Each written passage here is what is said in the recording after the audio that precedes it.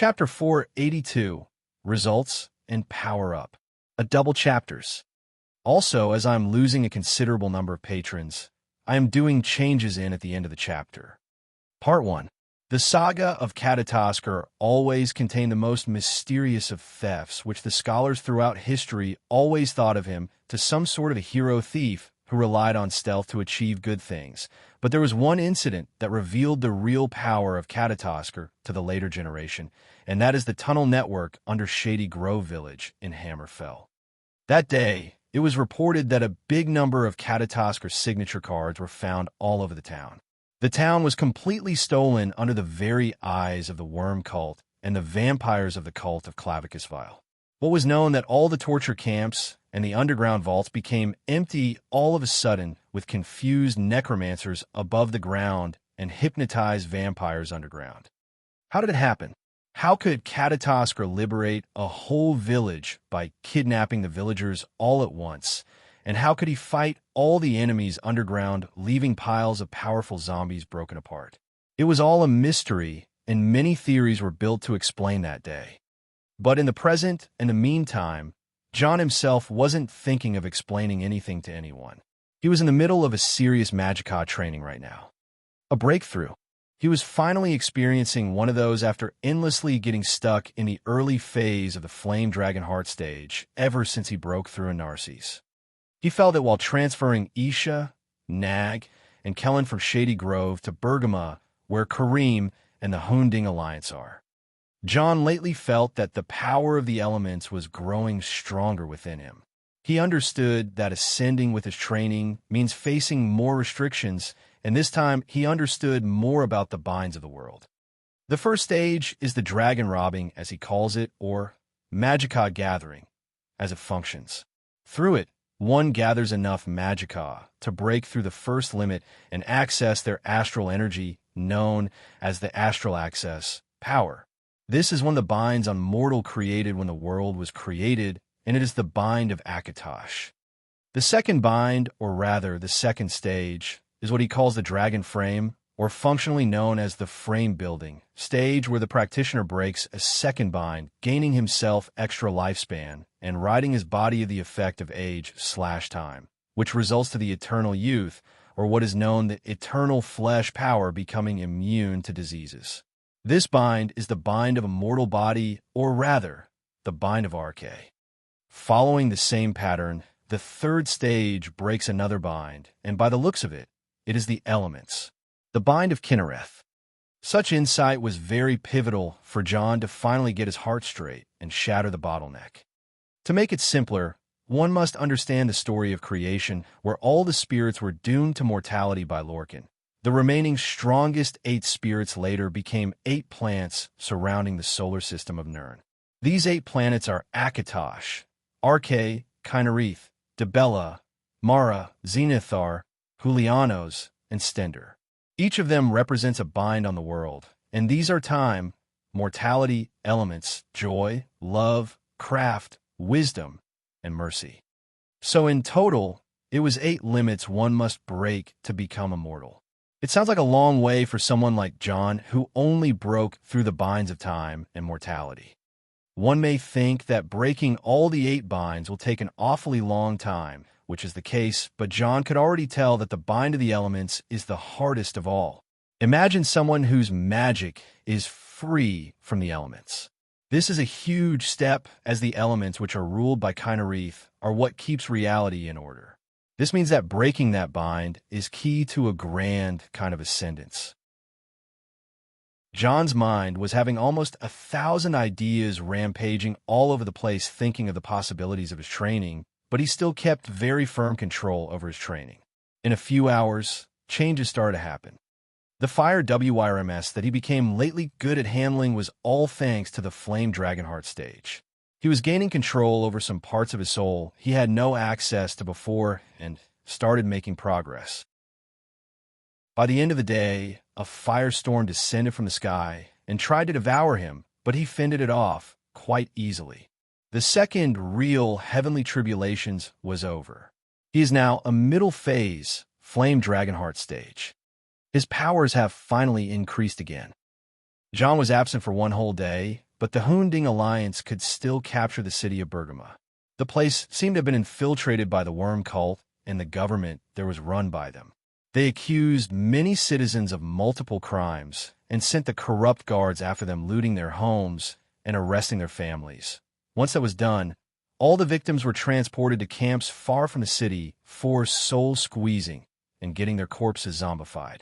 How the necromancers managed to get away with that was only thanks to the cooperation of the city lord and his family. They were bribed and corrupt, establishing an order of their own and coming up with laws that restricted all sorts of freedoms. Even those who tried to migrate from the city had to leave everything they owned behind and only travel with what each person can carry. The city lord silenced every person of authority who spoke against him and turned many buildings that were dedicated to public service into prisons and dungeons. All that with the full cooperation of the guards who lost their purpose for their greed, and here when Karim and the Hunding alliance arrived. Karim didn't need John to go through an investigation. He had the governor of Gilane with him, who had Bergama under his authority. When the lord of Bergama refused to open the gates for the alliance, the governor of Gilane charged with Karim until the two scaled the walls during the night, then called for the people of Bergama to revolt and save themselves first so that they can open the gates for the alliance. It went bloody inside the town for a while, 6 hours, until the people managed to take the family of the governor as hostages, which caused discord between the city lord and the governor. The guards went into chaos and the defense fell in shambles. The Hunding alliance entered the city, and not long after, all the necromancers were gathered and killed along with some traitors. Once John and the ones with him arrived, the situation was already over. John gathered a group of hunting chargers and asked Karim to lead them first inside the Alakar desert to aid the citadel of Ebenarm. The rest of the alliance will have to follow in its pace after them, and Karim agreed to that. By the next day, John left Jax with Karim and led his team alongside 200 chargers of Strozm Kai into the desert, aiming for the old citadel south to Sentinel. It would take 2 days in John's buffs to travel to the citadel, and so they had to spend a night in the desert fending themselves from the undead that came from literally everywhere. John chose the campsite to be positioned on a small rocky hill, so the roads could be monitored and secured them tightly. During the night, he has a meeting with Isha, Beth, Mirren, and Miranda. "So, any news?" John asked. "Not much," Beth replied, "but we are approaching a very strong fate. Maybe I'll find out tomorrow." Beth didn't seem to be able to divine better than nearer they get to the center of the soul snare spell. "I get it. Don't overwork yourself. We can send you back to a safer place in case you needed a better spot." John said, "I need to be nearer to you and to whatever that fate so that I can get a clearer picture. I'm afraid we are out of options, but to do some parts blindly. It's okay. We will try to contact both the Citadel and Sentinel to save time. I'll leave that to you, Mirren." John spoke to Mirren. "Yeah, just stop dragging and show us the stuff you stole already." Mirren was more interested in something else.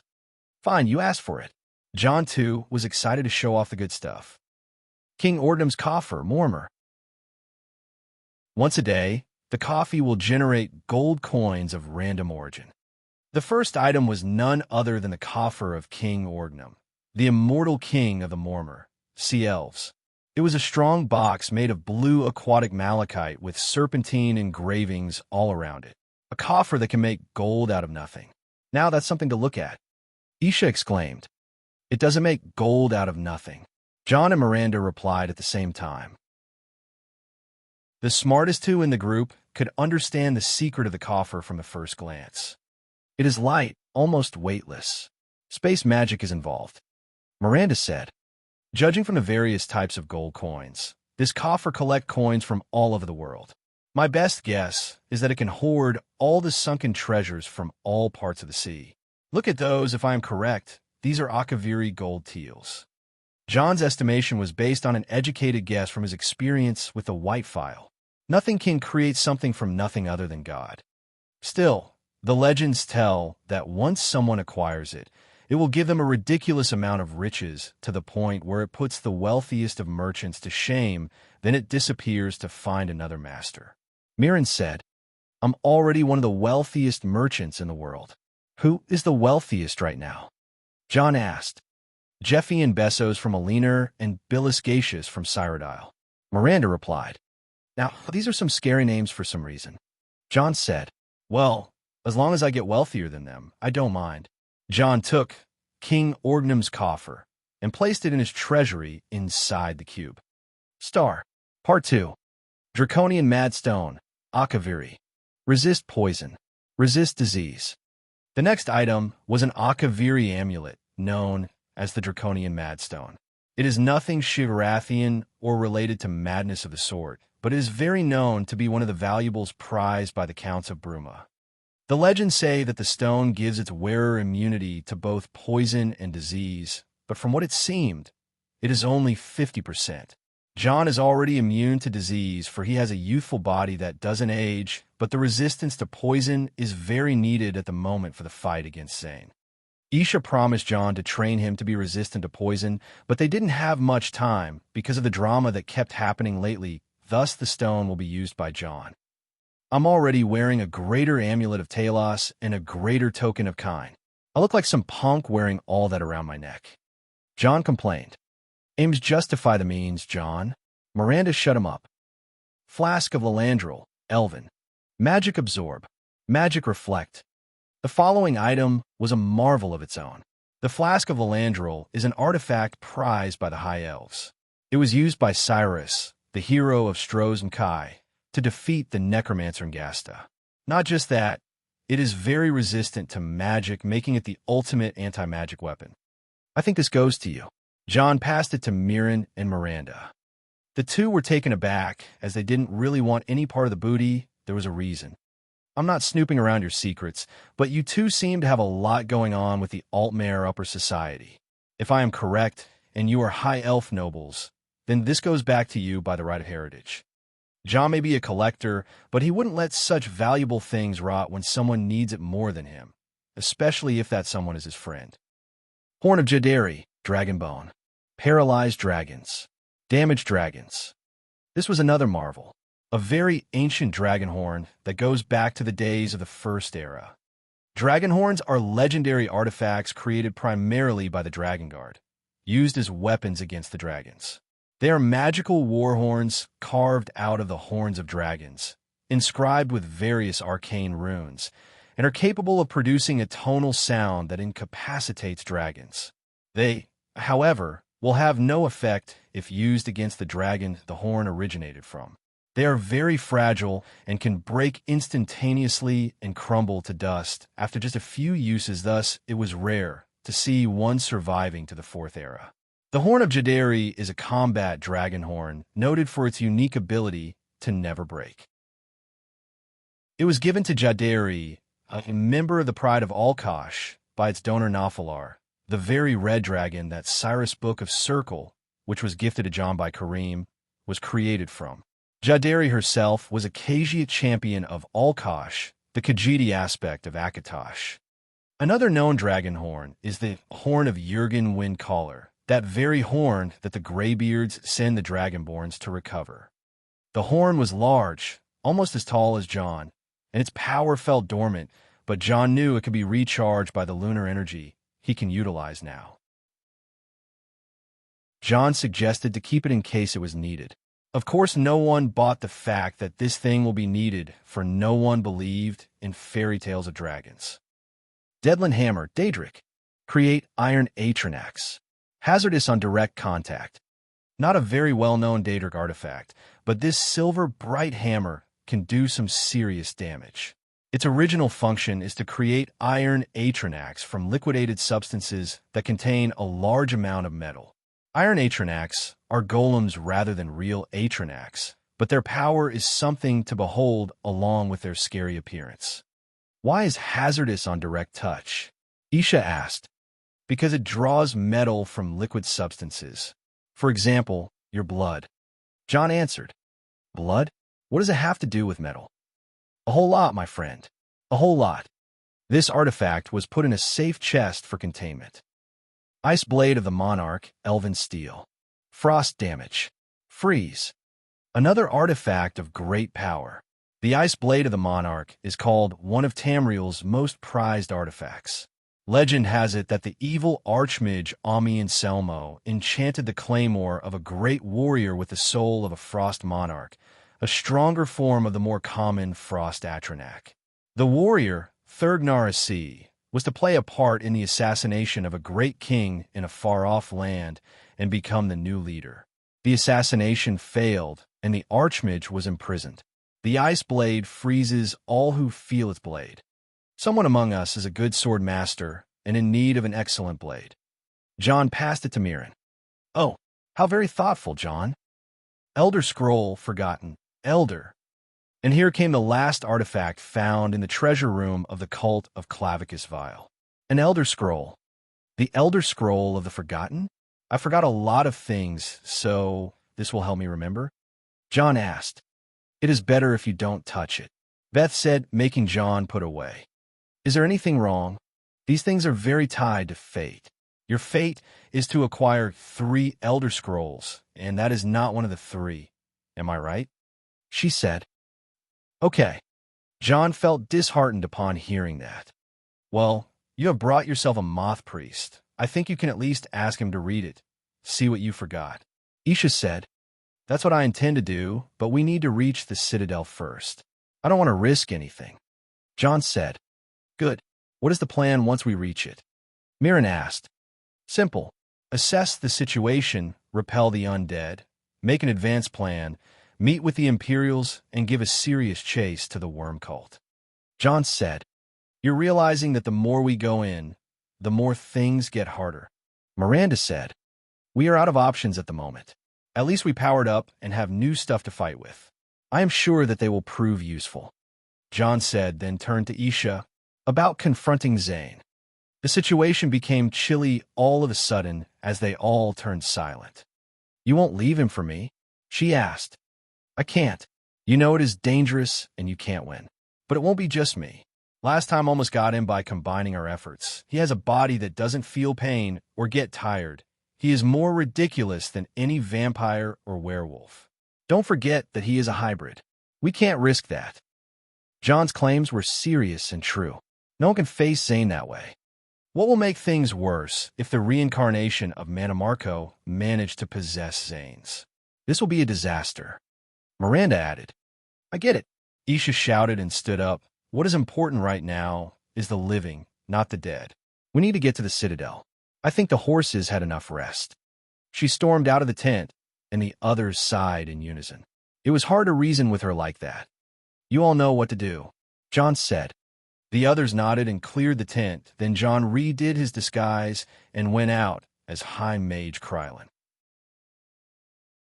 He ordered the battalion under him to be mobile in 2 minutes. A few hours later, John entered the area where the Citadel used to control. The situation was dire, as many Citadel apprentices were seen walking around as undead. The first line of defense was shattered, and many checkpoints were raided by the necromancers. After a few encounters in the night, John and his group arrived in the vicinity of the Citadel.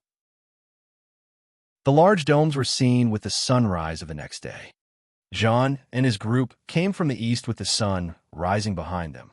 They rode on swift horses and met a large force of undead besieging the main citadel. Charge! Don't stop until you reach the gates of the citadel. John gave the order, and charging formation split the lines of the undead, with John spearheading the attack. He raised Pride up and drew energy directly from the sunlight, then cast a terrifying spell called Sunstrike. A raw blast of sun energy disintegrated all sorts of undead in its wake, leaving but a trail of glowing energy on the ground. The necromancers noticed the coming reinforcements and tried to stop it, but the horses were too fast to be stopped. Open the gates. Isha rode faster on her storm horse Atronak, arriving at the gates of the citadel first and revealing her face. The gate opened as soon as Isha was seen, and the 200 riders slid in, leaving behind nothing but angry necromancers grinding their teeth. As soon as Isha asked about what happened, grim news arrived to her by a female adept. Senior Isha, you're the highest rank here in the citadel. The elders, they're besieged in the valley of the Ansei Pyramid. Asterisk, asterisk, asterisk, asterisk, asterisk, asterisk, asterisk, new stuff. I've updated the ranks and the tiers, making new stuff. I didn't offer more than before, but here is a deal. I'll publish 10 chapters from each novel I am working on for free. The rest will be exclusive to C-Rank tier. These novels are Reboot, Relife System, The Unholy Mage, The Villainous Returns with a System, Shadow Combat, King Rune, Beast of the Apocalypse. I'll return with more early access for Dragonborn Saga once I hoard more chapters. I'm learning how to make YouTube content or stream, but it is taking me some time to decide what to do. I have SSE, so I guess I'll do guides to transform your Skyrim into Dragonborn Saga, but it will take some time. Chapter 483, John Dare Going Wild. Pretty big thanks to the new patrons that joined us. At BH Mager, C rank. At Nathan Bailey, D rank. At Martin Custer, E rank. Senior Isha, you are the highest rank here in the Citadel. The elders, they are besieged in the valley of the Ansei Pyramid. As if things couldn't get any worse. Now the top brass of the Citadel were in their own situation, as it seemed. Somehow, the whole situation was taking a turn for the worse very fast. Isha didn't want to reply or say anything, but she was out of options. The whole village was attacked, and only the Citadel remained. She had to take charge. How did they leave you here without any leadership? She asked. The other senior adepts, the battle lords, and the elders who were in charge were either killed or fatally injured. The situation is turning chaotic, and we don't know what to do. The adept replied. Fuck. Isha cursed it out loud and wanted to just get rid of everything all at the same time, but she had no better choice. Krylin, please heal all those elders and battle lords while I take care of the situation. She said. All right. The Chargers can either rest or help you. They are under your command. John left the leading business to Isha and went on inside the Citadel to act as the healer, but before that, he drew a large rune on the ground and, supported with soul gems, then cast the master-level restoration spell, Light of Aetherius. All the wounded were getting healed, and all the corruption was being driven away.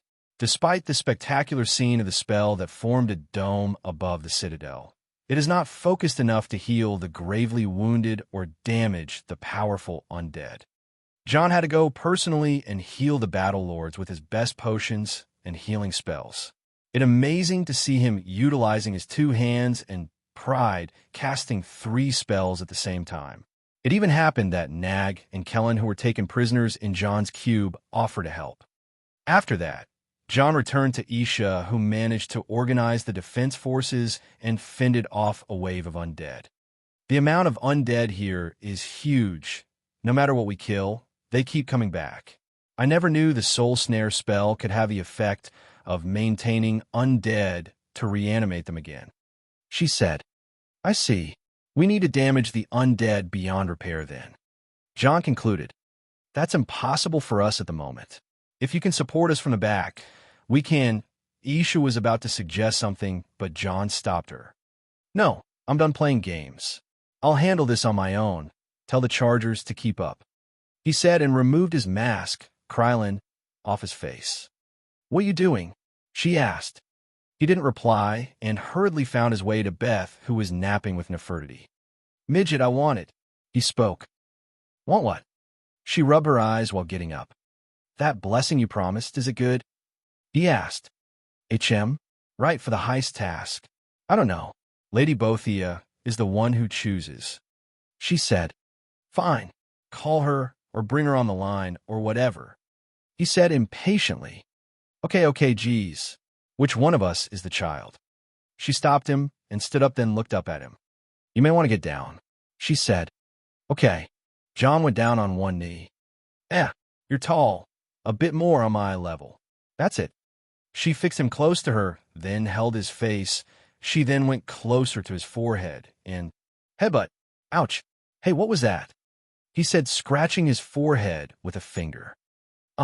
That hurts. She held her forehead with both hands in pain. What is your skull made of? That really hurts. I'm being serious here. He glared at her. So am I. But apparently, I couldn't make you understand that waking someone from their nap is rude. I'm not your cat. I don't wake Nefertiti from her naps. Now, the blessing. He said. Mere physical contact was enough. You've got your blessing. Buzz off. Beth was annoyed, but John seemed more displeased with her behavior.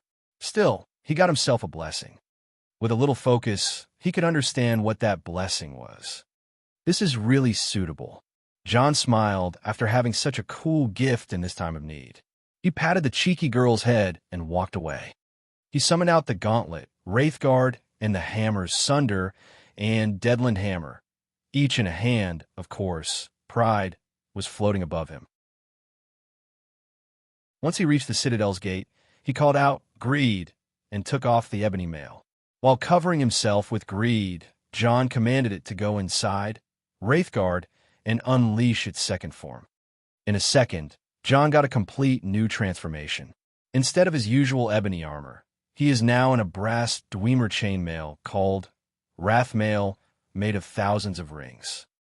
Wraith Mail, Dwemer. All resistance. Fortify strength.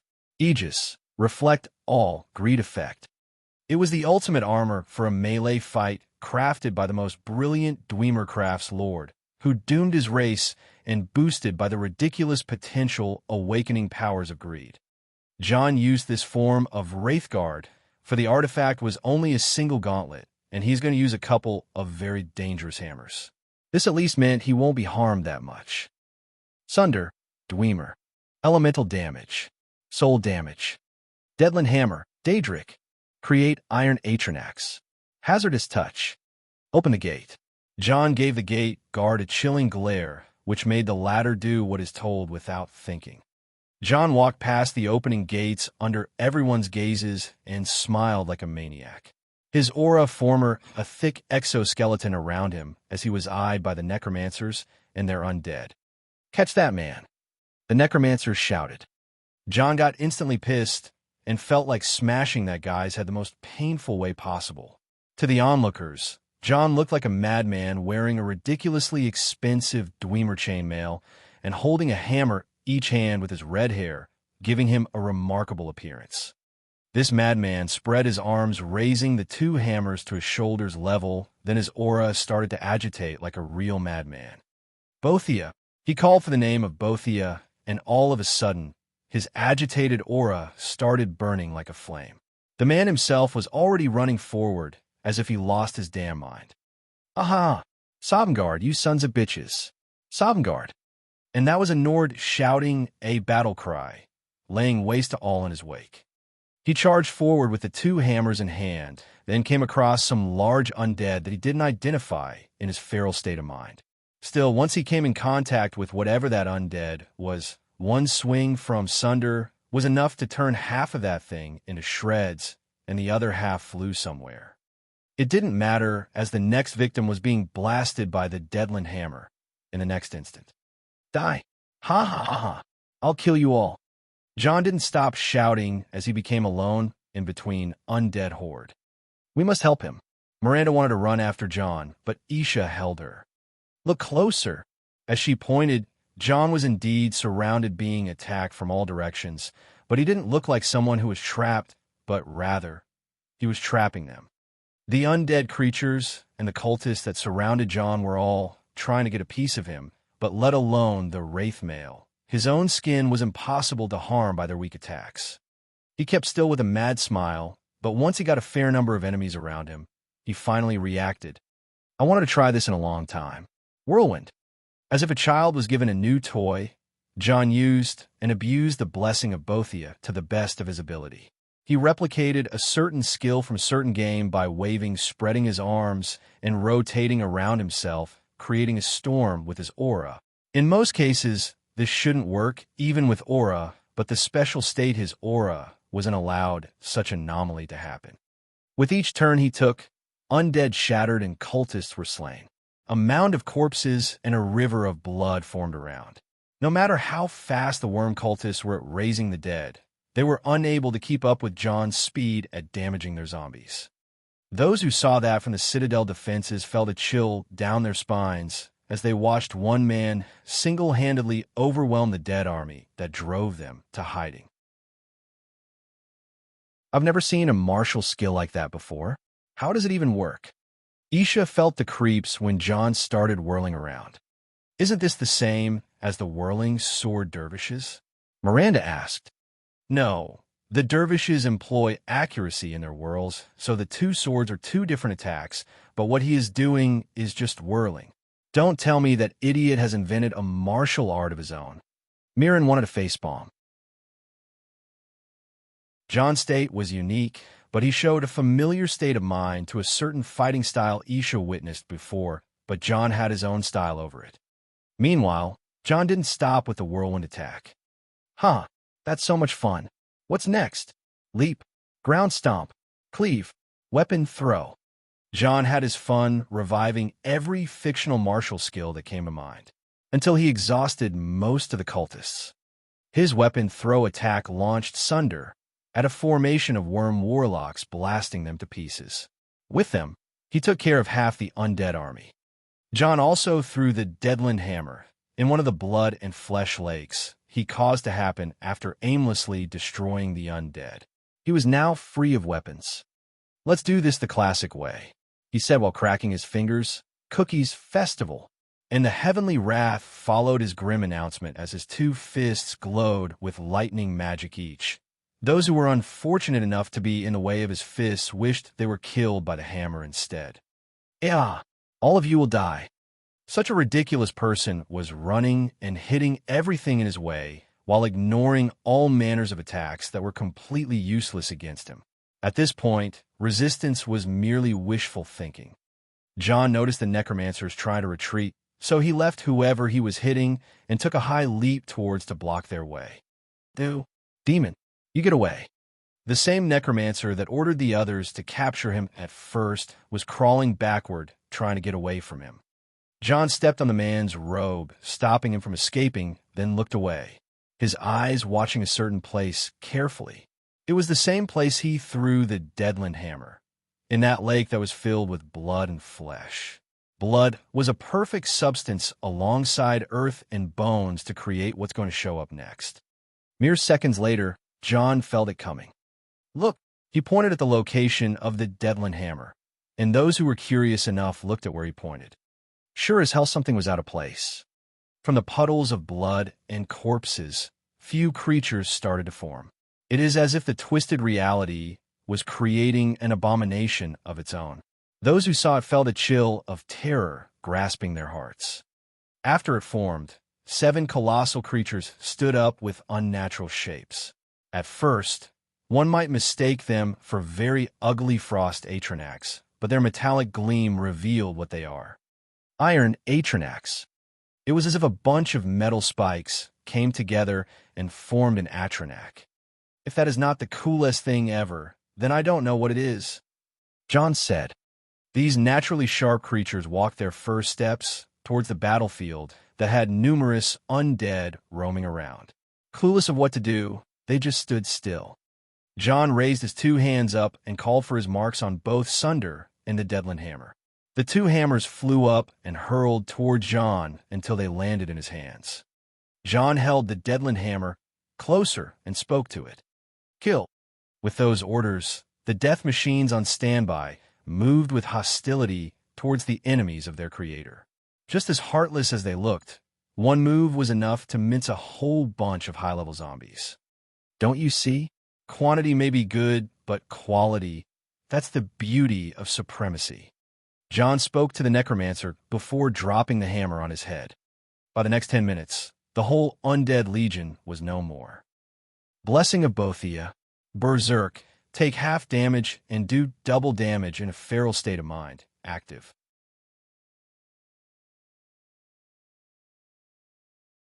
Chapter 484, Beth's Prophecy. First, thanks for becoming patrons. At Yasser M. Al-Mutiri, D rank. At Andrew 5517, E rank. About the live stream, I think that it is a bit impossible for one reason. Egypt's internet sucks. I've tried Twitch and Live, but they both failed miserably because of my internet speed, 5 megabits per second. Still, somehow I managed to go live of Discord, which was actually working well. Sadly, it can't take more than 10 spectators. Now, my next option is a YouTube channel. I'll start dusting off those good Windows Millennium Movie Maker skills of mine and see what I can do. I'm open to content suggestions. John always thought that if he ever gets a blessing, if Shiagarath, it would be Berserk Blessing, but it turned out to be something different for what he thought. But now, he finally got a Berserking Blessing form, the Warrior Dater Prince, Bothia. As an adrenaline junkie, John would lose the thrill of many things if he got used to it. That's why a Berserking Blessing was an answer to his prayers. Sadly, Berserking had some of the nastiest side effects. First, it made John's body feel like he was in an orgy with some female giants. Even John wasn't sure if he could handle such a heavy load. Second, he had a very nasty hangover that felt like his head was being hosted in the movie he saw for 3 consecutive executions that involved that jaw-splitting reverse bear trap. He had to go through an emergency anti-hangover treatment that proved to be a challenge. In the end, Job recovered and learned to be careful with such power from now on. It is more of physical damage blessing, which makes it good for desperate situations. Yet for now, John was done screwing around, and by screwing around it means going wild and mass murdering evil people. He had to put his shit together and go after the Ansei Pyramid. With the Citadel of Ebenarm secured and under the command of a proper battlelord, John had to lead his squad in the desert again to rescue the elders of the Citadel trapped in the Ansei Pyramid Valley. This also meant invading the Dead Sand region with a large force, the thing that can turn fatal with the least accident. He had to send Nefertiti to personally scout first. He then led a force of 200 hunting chargers and 300 Citadel adepts into the region after fixing the bridge of bone he made. Of course, he encountered strong necromancers in the way, and he put them down using the fastest and dirtiest tactics in the book.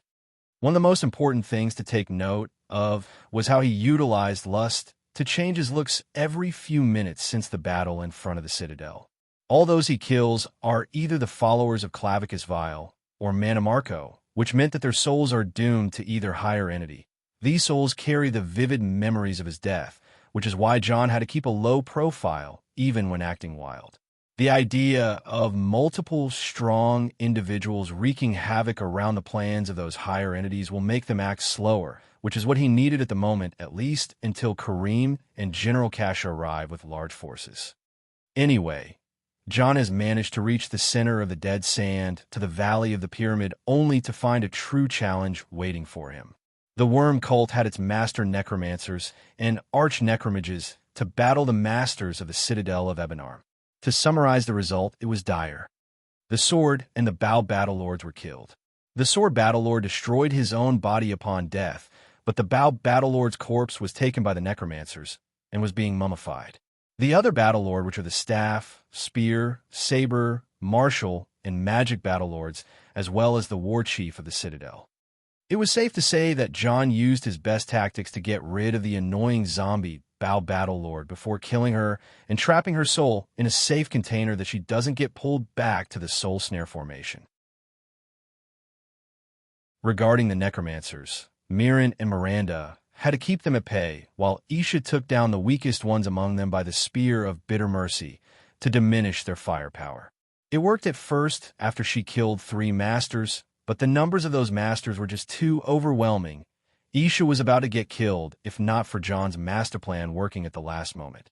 He had Nefertiti sneak him and Wrath through the Shadow World. Wrath appeared in the middle of the undead army and shouted his howl of death, claiming most of the undead under his control and assassinating 2 masters in one sword stroke. The remaining ones were John's. In the shadow, he was preparing a big spell just for them. EMP, that was its name, and it stood for Electro-Magical Pulse. A devastating master level that doesn't target the physical forms, but rather the astral forms. Once the Electro-Magical Pulse happens, all the energy points in the bodies of the hostile will face a temporary shutdown until they get a hold of themselves. That short time is enough to slaughter more than a dozen masters. And that's how things happened. John appeared from who knows where and landed on the ground with his spell breaking the ranks of the masters apart. He then moved his hands around breaking necks before getting his sword to cut those necks instead. For now, most of the worm cult's masters in the Alucard desert were dealt with, but a few escaped, and a signal was given to a greater army of undead to come. This time, even John himself was taken into account multiple times, and so they had to abandon the Ansei pyramid and retreat to the citadel.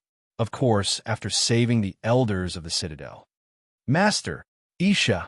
Isha saw Nagla and ran towards her, almost tripping like a child. Isha, I saw. Yes, I know what you saw. I saw him as well. Isha calmed her master. The elder battlelords were in bad shape after a long time in seclusion from the world in the Ansei pyramid. Where is he? We don't see him anywhere. John asked Nagla. Zane, that's not my brother. They stole his body like the other undead. Isha tried to calm Nagla. No, you don't understand. Nagla begged to listen. He spoke to me before killing Farida and Nadal. We know he can speak, John said. And he took Zara. Nagla said. This was an absolute shock to them. What she said just now made Isha and the others freeze. Zane came and took his wife Zara. What is going on here?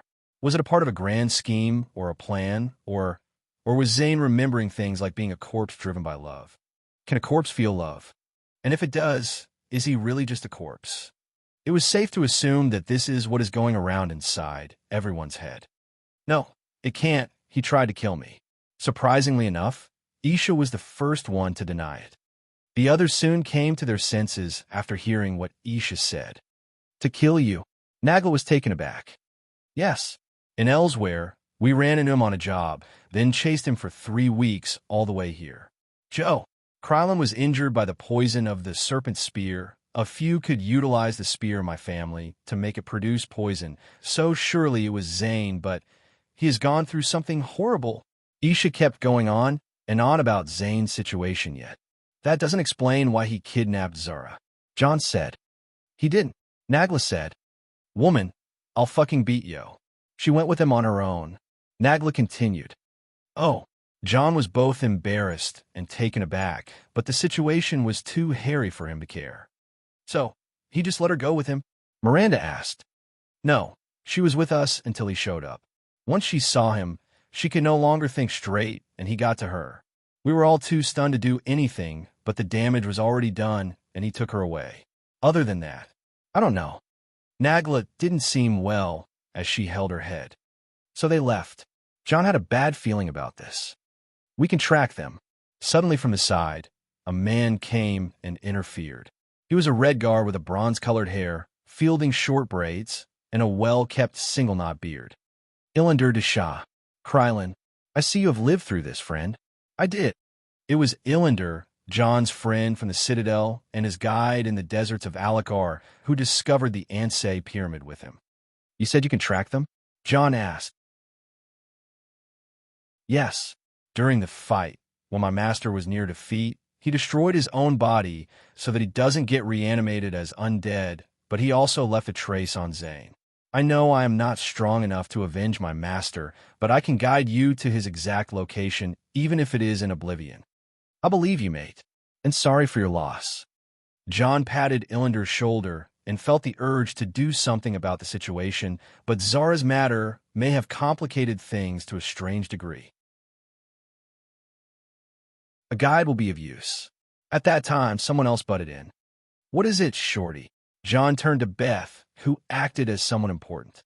This is... Illander and Nagla reacted to Beth's sudden appearance. Beth was there with Nefertiti, standing behind her. The two girls seemed to have formed some kind of a bond, which made Nefertiti agree to take Beth around through her shadow portals. This girl is Beth, prophetess of Bothia. She's weird, but she's just a brat. John introduced her. So what were you saying? I was saying that a guide will prove of use, but there's more you need to know, right? Yes, about Zura. Isha was about to ask, but Beth raised a hand. I'm sorry, but regardless of the method she was taken by, the reason it happened was to mess with you and make you think that your brother is still in there somewhere. Beth said. Yeah, even Isha thinks so. Mirren said. Yes, and now she is certain. The worm cult would take all the extra miles to hinder the Maiden of the Spear, so please, stay focused. Also, aren't there some injured you need to take care of? Beth's words made Nagla almost go pale. I'll go see my elder sister. Isha, please help me with her. She was poisoned by Zane's spear. Nagla said, the war chief is poisoned. Isha almost went pale. Yes, let's hurry. Hearing that the war chief of the Citadel of Ebenarm was injured in a critical state meant actions needed to be taken right away. The war chief is known to be a strong spearwoman, and John wanted to meet her, but Beth stopped him. She also stopped Mirren and Miranda. I've news for you. She spoke to them. What? Do you remember the dream I kept seeing? 3 swords, 1 spear, and a ship with bloody sails? Beth asked. Yes. I think we understood it wrong. Thanks to the champion of Bothia, I was guided to look in both the past and the future to find answers and clues. Now, I fully understand the dream. Go on. At first, I thought it meant the spear of bitter mercy alongside the ebony blade, the soul sword, and another sword that will reveal itself later on, but I was mistaken about the swords. The real 3 swords are the Ansei wards that were made in this place, the Ansei Pyramid. Ansei wards were 3 ancient Redguard relics that contained the spirits of powerful Ansei warriors. They were created in the First Era to fight the threat of necromancy in the Alakar Desert. According to Beth's later explanation, during the First Era, when the Yokudan rulers were still establishing a foothold in the Alakar, they faced a great threat from a group of elven necromancers. Legend states that the necromancers of that time were far more powerful than those that came in later eras. According to Redguard tradition, striking the dead carries with it a terrible curse and is considered an act of dishonor. Because of this, fighting back against necromancy proved difficult. In response, 3 Ansei heroes, Maja, Raiden, and Halila sacrificed themselves to protect the Alakar from the risen dead. As part of a covenant with 2 Waka, they pledged their souls, and each Ansei channeled their spirit into the blade they wielded in life. This even happened here in the Ansei Pyramid. These swords became known as the Ansei wards, and as long as the dead are consecrated in the name of 2 Waka, they could not be raised by even the most powerful necromancy. The wards were locked in a fortified subterranean storehouse below Sentinel, known as the Impervious Vault, and sealed with a magical barrier. The spirit of each Ansei remained tied to their ward, meaning it would be with it at all times. Right now, we need to head to Sentinel and figure out a method to use those swords. We have the champion of Bothia, who is a strong sword master, and we have the 2 former laborers of Mephala. I'm not a good sword master, Miranda said. We'll figure something out. Beth ignored her. What about that last thing? The red sail ship? John asked. Beth took a deep breath before replying. 3 days from now, on the 20th of Rain's Hand, April, a ship will arrive at the western shores of Hammerfell. If it landed, we are doomed. 3 days later, Isha sat near a fire, sharpening her spear, thinking about what went down. She was calm, silent, and calculative. She was thinking of the countless fights she had in the past 3 days and the one up ahead. Across the fire sat 2 men, the Imperial Moth Priest Kellen and the Khajiit Adventurer Nag. They were sat free and given the Elder Scroll they came for. Kellen read from the scroll and had a calm face, digesting all the knowledge he just received. He was thankful for the experience he lived through reading the scroll and the knowledge he gained. Now, it was his time to tell a story. The Elder Scrolls show us what was and what yet will be, and they have revealed much to me. He said, "Spare us your stories, old man, unless they can sharpen spears. Our war chief is dying. Our enemies are massing for another attack. We must prepare for battle." Isha replied, not wanting anyone to interrupt the ideas she had in mind. "We should go, Kellen. We have the scroll we came for.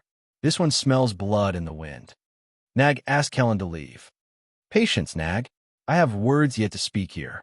Stories can do surprising things, Spear Maiden, whether they are true or not. And this is one you should hear. It comes from the Great War that nearly ended the Empire. It began when the High Elves slaughtered every Imperial blade. Calling themselves the new Almarai Dominion, they and their allies swept through the land, even capturing the Imperial city itself. The Emperor fled north, leaving Cyrodiil to the invaders. He took a deep breath and smiled at Isha, to Nag, and to the others who were resting around the fire. This is the story of a forgotten hero who changed the very course of history.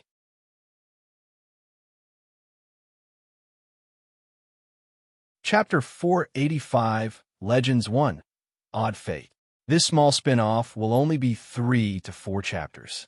The sole purpose I'm adding it is because most of you don't even know the existence of the Elder Scrolls Legends and its 3 main stories. Just to let you know, the 3rd story is vital for the future chapters. The story of a forgotten hero who changed the very course of history. Kellen. Somewhere south of Cyrodiil, 25 years ago. It was dark and damp in the cold cage. He couldn't remember when was the last time he saw the light of day after the night, where his caravan of refugees was raided by Almarai soldiers after the fall of the Imperial city. A few survived the raid, but most didn't survive what came after. Until now, he was forced to fight for his life against all kinds of shitty opponents, starting from wild dogs all the way to wolves and bears, but what really got to him was when the Almarai soldiers abandoned the garrison, leaving him rotting in a cell, yet not a day after, another group moved in. Daedric cultists. As if the world didn't have enough of man-hating elves, now he has to deal with the everyone-hating cultists. These cultists were cruel, and the vicious circle that is the arena of the garrison continued once again, this time against scamps, skeletons, and all manner of nasty creatures. He was even forced to fight innocents and slay them, surviving barely by the width of a blade's tip. Yet the day he is the victim was on and about. Bring me a warrior with strength and courage. That Nord looks adequate, bring the mortal forth. Called the leader of the Daedric cult, the Dremora lord known as Reeve. He scanned with his vicious eyes through the fighter slaves in the cages, picking out a strong Nord with a mighty build. Then he looked again to pick an opponent. As for his opponent, that one, Reeve was pointing towards him, who is the longest surviving fighter slave so far. It was clear as day that they are bored with him and want the large Nord to crush him in one go. After all, an Imperial like him didn't possess anything but luck when it comes to fight, which clearly had run out. He was dragged out of his cage and thrown in the pit against the Nord. What a large man, he thought. Fighting this Nord needs a lot more than luck. Speed, accuracy, and focus are needed all at once. The Nord, on the other hand, looked carefree despite being another fighter slave. This is also good. It is a sign of underestimation. If this goes well, swoosh, and it clearly didn't. The Nord sent him a straight jab, launching him 2 meters backward before the permission to fight was given. The cultists laughed, and the Daedra Reeve didn't mind it. It was all for the good anyway. Sorry, mate. Better your blood than mine. The Nord spoke. He stumbled up while staggering backward. Once he hit the wall of the pit, he found an old battle axe left in the mud from the previous fight. Seems like the cultists didn't notice it. The Nord walked closer, so was the chance. He fingered pain and acted like he was protecting himself by shrinking down, yet once the Nord was in range, he held to the axe and swung it, trying to take the Nord's head. Whoa! The Nord evaded with superhuman flexibility and stepped away. Nice swing.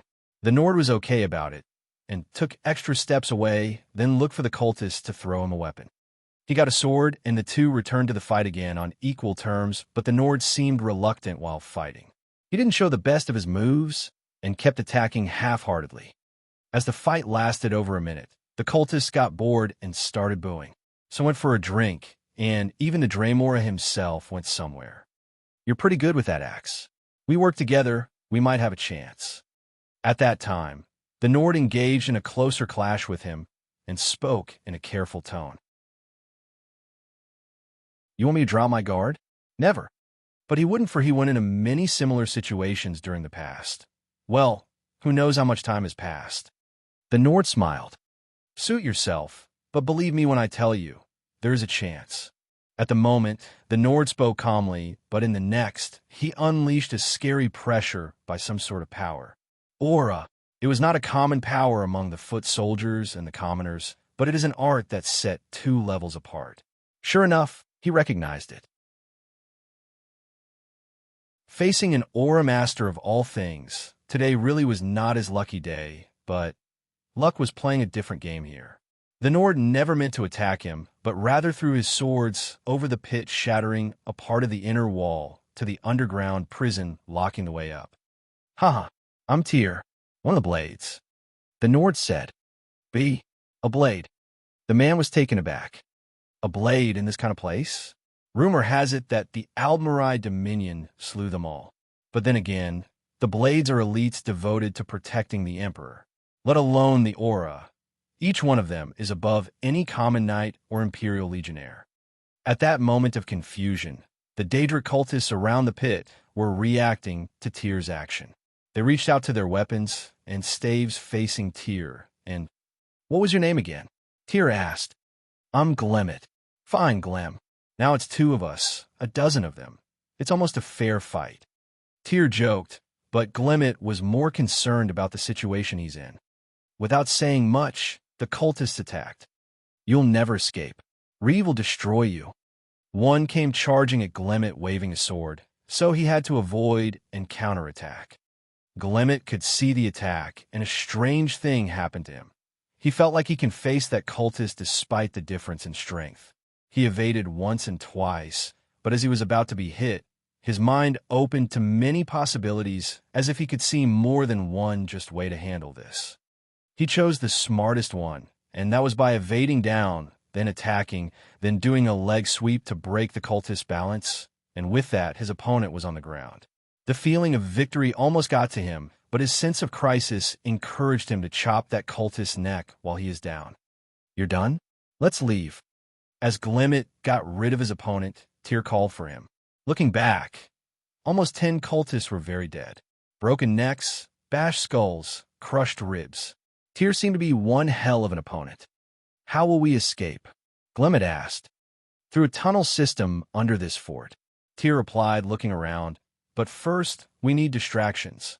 Tyr ran far from the pit and arrived at the chamber where the fighters' slaves were kept in cages. He crushed the lock of each cage barehanded and opened each cage. "Get out," he called. Scared, the other fighter slaves were at a loss of what to do. It seemed like they were being invited to their death, but the man, who was supposedly someone like them, seemed way too superior in power. "Get out," Tyr shouted, and caused the people in cages to shiver like skeevers and run out of their cages. "You're saving them. I'm sure they will thank you." "I'm not saving them." As Glemmet was about to thank Tyr on their behalf, Tyr cut his words. "Listen, I'm a blade agent, and I am alone here. My partner is dead, so I need someone else to help me carry my mission, else the Empire is doomed. Glemmet, the fate of the Empire rests on each step we take, and now, these people are our pawns. They are escaping this way, and we are taking the other." Tyr said, pointing at the other direction. Glemmet froze for a second thinking of what just happened, but Tyr shook him. "Listen, you may as well go after them, but if you come with me, you can make sure their sacrifice won't go to waste when we deliver the report to the Emperor." It was hard for Tyr to say what he said, or to trust a stranger, as much as it was hard for Glemmet to believe in Tyr, but there was a good point in what Tyr said. As a spy, he is manipulative, but he has to complete his mission, and he only chose to ally with Glemmet because he was strong enough to back him up. Yet that awoke something in Glemmet. "What's in it for me?" he said. "What?" Tyr was taken aback by the question. "Why would I help you?" "Because of the Empire needs." "Oh, please. For all I care, you are someone pretending to be a blade, and even if you are one, following you around is more dangerous once we get out of here," Glemmet said. "Fair point." Tyr looked to the side and thought, "Well, I know that you have been here for some time, and you surely want revenge against the one who captured you? Maybe harm someone you love?" Tyr suggested. Glemmet wasn't falling for immaterial benefits. "Fine. I promise you rewards once we get to a safe zone. But if something happens to me, I want you to go for Skyrim and look for Knight Captain John Rad or Imperial Legate Kasha. Tell them what happened, and they will reward you. Deal? Fine. Deal. And thus the alliance of a hunted blade agent and a nameless vagrant was formed behind the enemy lines. The two didn't wait any longer and followed a secret path under the fort leading out of the prison. During the riot that the fighter slaves started, the two tried to keep a low profile and slip through the chaos. But while the two were taking the route out of the fort, a figure came from behind them. HY. A large rock was tossed at the two, but they ran to the side immediately. Once they got a hold of what went down, they saw the Dremora Lord Reeve coming after them with a bunch of cultists. I assume that's Reeve. Tyr stood forward. These mortals must not be allowed to reveal Lord Nerafin's plans. Destroy them. Reeve pointed his swords at Tyr and Glimmet. The two were almost surrounded, but they dragged backward, allowing themselves to have a stand in a narrow spot. We're outnumbered. Let's take some of them out before they overwhelm us. And a hairy fight started. Glimmet was but a caravan guard before this whole ordeal, so his experience wasn't that lacking yet from this day. His power started changing. Hiya! With his voice, a fine aura started forming around him, giving him a slight advantage in the fight. His battle axe broke after a few swings, so he picked a sword and started killing while retreating. Reeve tried to stop the two, but Tyr overwhelmed his opponents and joined hands with Glimmet to deliver the finishing blow to Reeve's heart. You are stronger than I thought, mortal, but you will not be able to prevent the culling. Blood will flow, and my master will let loose darkness upon the world. Reeve said before his body falling apart and disappearing into the void. By that, there were no dangerous opponents coming after them as far as they know, but there was no telling what the Daedra had in play for them, so they escaped north through the nearby woodland. Stop, Glimmet called, pointing the sword at Tyr. Come on, what now? Tyr seemed frustrated about Glimmet's actions. I just want to know one thing. That Daedra said something about Lord Something's plans in the culling? What's going on here? Glimmet asked. I don't know much. Tyr said. Do you think I believe you? Why are there Daedra assisting the Dominion? Who are we up against? Glimmet asked. I don't know. Tyr seemed frustrated too. I don't know what a culling is, even though it sounds ominous, and I don't know what Lord Nerafin is planning. All I know is I have to go back and report what I know. That is my duty, and frankly speaking, even though I like you, Glim, you're a good warrior and all, but you're kind of a pain in the ass at the moment. Fine. Glimmet dropped his complaining. So what do we do now? He asked. This culling and the Daedra's involvement is not a good thing. I can go directly and report, but there's an alternative that won't waste much of our time. I have a friend, a Dunmare called Loneth. She is Daedrologist, so she must know of that culling. Her knowledge will save us time. Tyr said. A Dunmare Daedrologist? Fine, lead the way. And the two led out for their journey. Little did they know that this is merely the start of the end of the Great War. Important. Before you go, I have some news. Webnovel told me they can send me a contract for Dragonborn Saga. It is a gift-only contract, which means no premium. This also means I have to stop putting chapters on Patreon. I'm asking you guys because this is super important. 1. If I take the contract, it will return the same just like before the early access on. 2. If I don't, nothing will change.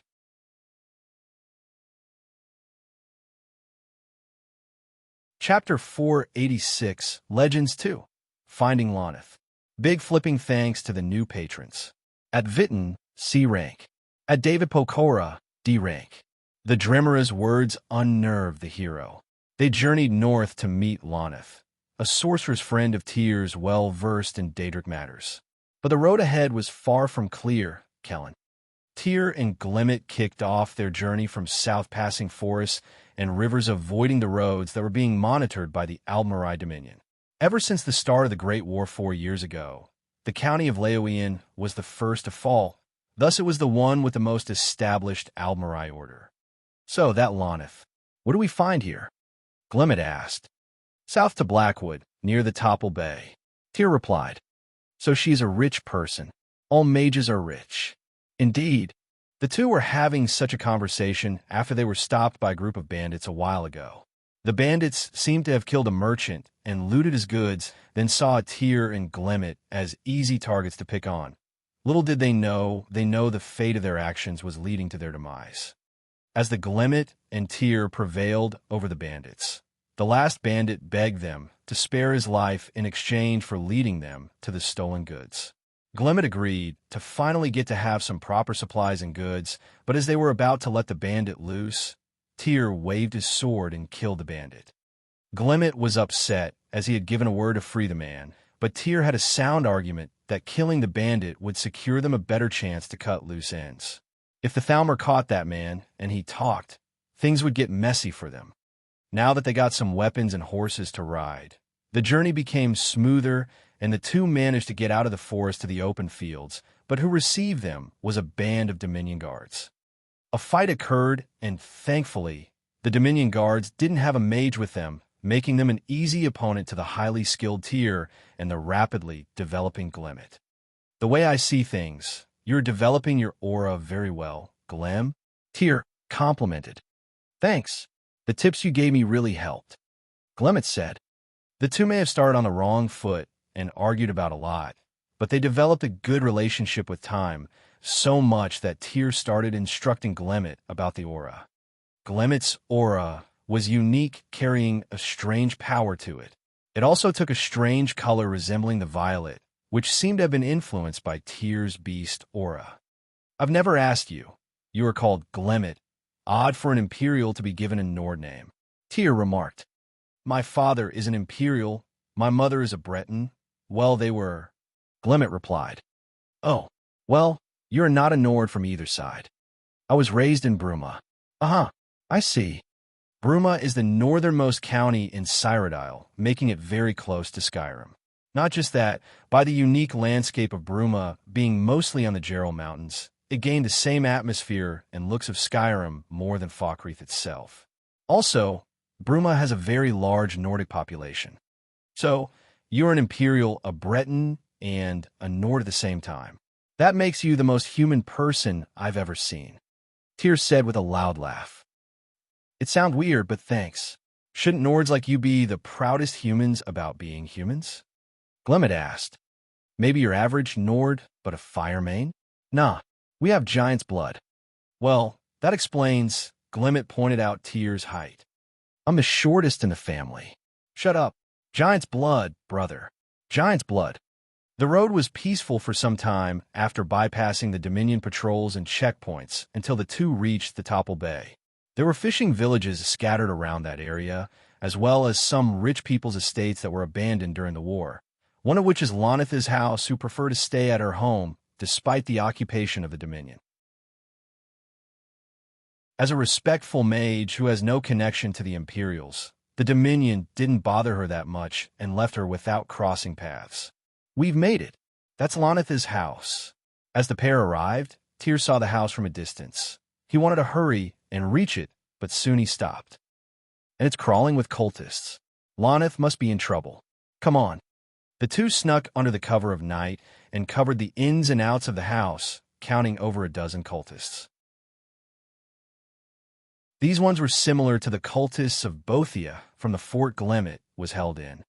Look for any clues. The sorceress must know more than what she spoke.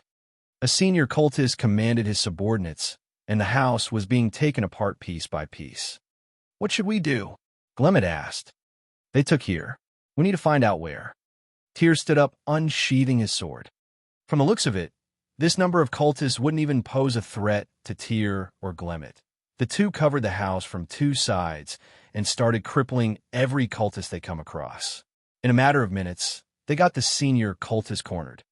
Tyr had the man at sword's point, intimidating him to speak everything he knows about Lonith. Haha, you're too late. By now the sorceress is leagued from here. The cultist screamed. Tyr was unamused by the cultist's attitude, so he tortured him by beating the life out of him. What got to the man, however, was tying him up in a barrel with a large skeever. The man howled from pain and begged them to get him out as his body was being torn apart inside the barrel by the skeever, and they got a location on Lonith. The cultists kidnapped the sorceress Lonith and had taken her north. They would use her to help them bring about a dreadful prophecy known as the culling. Kellen, Bravel. The cultists seemed to have taken her towards their temple in Bravel. It seemed like a suicide going into a very secured city under the control of the Dominion with no much backup. But seeing the lengths taken by the cult to know what Lonith knows, it seemed the wisest thing to do is to interrupt the enemy's plans at the moment. And thus, Tyr and Gollum headed to a nearby smuggler's dock that should be abandoned. If they could get a small ship, they could commandeer sailing it through the Topple Ball into the Niben River. Tyr, after all, was from a family of experienced sailors. Once the two reached the docks, they found a small ship that seemed to be in good condition. It would take some time to prepare it for a long sail, but once they are in the open water, it would be easy to navigate. "We are straying too much," Glimmet complained. "I don't like it any more than you do. But we need a ship to chase the cultists, and we don't have any coin. Besides, this ship belongs to smugglers, and I have it on good authority that..." Tyr was climbing the ship while checking it. "Intruders," an Argonian sailor shouted. "That they're not here tonight." Seriously? Glimmet was fed up with Tyr's nonsense, but the only thing that could be done was to draw swords and charge at the ship's crew. "Stop them! Stop those scoundrels! Use the special blades!" the Argonian shouted. In a matter of seconds, the situation turned noisy, and all the sailors were being punched and kicked by the two warriors. "These people are tough. Careful! The poison on some of their blades looks deadly. Let's try to avoid them." Tyr pulled Glimmet from harm's way. As they faced the Argonian captain together, it was a hard fight, especially against the skilled Argonian who utilized his tail to crash Tyr the mast, but soon Glimmet managed to knock him down. Once the Argonian was on the ground, he could do nothing other than surrender. "Who sent you? You don't look like those Dominion goo," the Argonian asked, but soon he heard a voice calling. "Hey, what's going on up there?" It was someone that seemed to have been drawn to the noises over the ship. "Dominion guards. Shit, we're found." Tyr cursed. Glimmet checked the situation from far, then pressed his blade against the Argonian captain's throat. "Sail the ship." But now, realizing that they had a common enemy, the smuggler, who was called Swims at Night, agreed to sail north in search of the sorceress. 2 days passed in the sea, and a storm hit the Topple Bay. It was hard to stabilize the ship, but Swims at Night was in a good mood. "Hurry up, boys. Hold on to anything. These few waves will be rough." "Ha ha ha ha." Swims spoke in ecstasy. "Is that lizard on skooma or something?" Glimmet was having a hard time on the ship. "You want some?" Swims offered skooma. "Perfect. You seem to be enjoying yourself, Swims." Tyr laughed it off. "I love a good storm. Makes the seafaring life interesting." "How about pirates?" Tyr turned around looking at the ship on their tail. Swims and Glimmet looked back with annoyed eyes. "They're right, bastards. Treat an honest smuggler like a common merchant. Sigh, there's no honor among scoundrels." Swims complained. "What use would it be?" Glimmet snorted. "Of course it has a use. I stole this cargo fair and square. Let's just send these dishonorable thieves into the brine." It was indeed a very chaotic fight. Many of the crew members of both sides started falling off the ships once they crashed together side by side. Swims was busy sailing his ship while Tyr and Glimmet took care of the defense. The fight was as long as the storm, and the two ended together, costing Swims at Night a few good crew members and some cargo. Promising to repay the smuggler once they rescue Lonith, Swims at Night agreed to help looking for the sorceress, who is supposedly very rich, as all mages are. After entering the Niben River, the sailing was smooth, and the ship wasn't interrupted by anyone after posing as a merchant ship coming from Blackmarch. But as they advanced further towards Bravel, they spotted the wreckage of ship at the bank of the river near a forest. Tyr was certain that this is the ship that was taking Lonith. "There's no sign of Lonith. You think the crash killed them all?" Tyr asked Swims, whose crew extracted corpses of many cultists from the wreckage. Swims sniffed the air and frowned. "Maybe, or maybe it was the locals." The locals he mentioned were a pack of feral spriggans running towards them. These Spriggans seems to have been corrupted by magic. From a fight to another, Tyr and Glimmet fought off the Spriggans until the walking trees were nothing other than a bunch of crisped wood. Naturally, they would suspect the feral Spriggans were corrupted by the cultists, so they followed the tracks of the Spriggans back to their grotto. There, they were received by a great Spriggan matron. Other than Tyr, everyone else was hyped for a fight, but Tyr stopped his group and talked to the Spriggan in a tongue a few of the firemen's learned. He confirmed something from her. The Spriggan knows where Lonith was taken. Tyr said, but Glimmet asked. Spriggan matrons are cunning and they may have an agenda. Tyr said, those trees. Swims didn't buy it. What do you guys think? Nag would have followed, but Mother always said this one was too curious. Nag, curiosity served the travelers well. Whatever its reasons, the creature led them straight to their quarry. Kellen.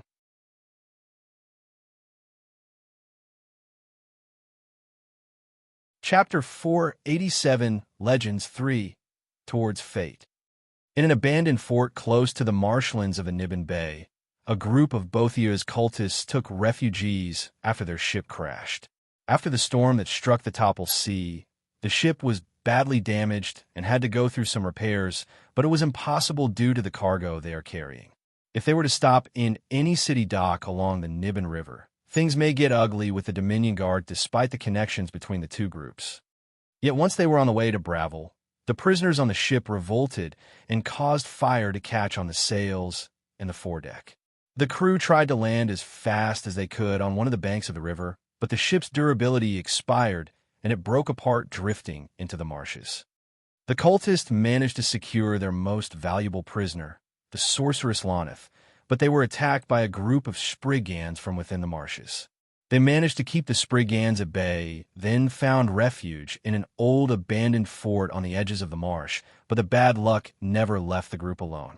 This fort seemed to be taken as a home by a group of goblins that ferociously attacked the cultists and cornered, rendering them to their demise.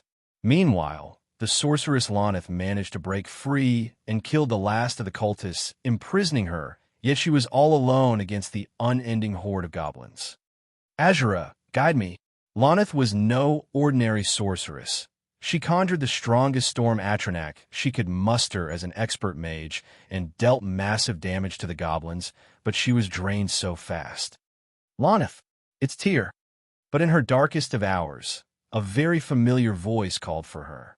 In the following second, 3 figures appeared in the corridor she was fighting for her life in. I could use a little help here. Lonith called for her timely saviors to rally up and rescue her. Glimt, Tyr, and Swims at Night didn't wait one bit and charged at the goblins, waving their blades and casting their spells. Those Daedra-worshipping little creatures were soon overwhelmed by the joint attack, yet they were relentless and many. If a goblin was killed, another 2 would take its place. Thanks for the rescue, said Lonith, the dark elf sorceress. Are all the cultists dead? Tyr asked. I think so, and if we're not careful, we'll be too. The goblins had a powerful chief with them when I first arrived. You'd better finish off as many of them as we can before he comes back. As the situation didn't seem to be getting better, so the team of 4 decided to utilize their skills to escape, but not long after, they ran into a blue-skinned goblin with a powerful staff. This goblin chief proved to be a real challenge. Glimt, who was developing his magic talent, faced this goblin while Tyr kept the other minions at bay. Lonith worked on a strong spell to finish off the goblin chief in one go, but she needed time to cast it, which was secured by Swims at Night, who snuck behind the goblins and killed some of their strongest. By the time Lonith was done, a powerful dark spell was released and struck the goblin chief, taking away its life force in a blast. The spell was known as Daedric Nova. Good work, guys. This is really exhausting, Lonith said as she leaned on Glimt. Noticing that she acted casually, she looked at Glimt and smiled apologetically. On the other hand, Glimt acted gentlemanly and gave a hand for Lonith to rest. How are you doing? Tyr asked her. I'm fine. Thank Azura, she said. The people with you are? This is Glimt. I hired him to help me after I lost my backup agents. And that is Swims at Night. He will help us move in Cyrodiil hidden from the Dominion. Tyr introduced his companions. Yes, hello. Lonith greeted the two, while looking at Glempt. Hello.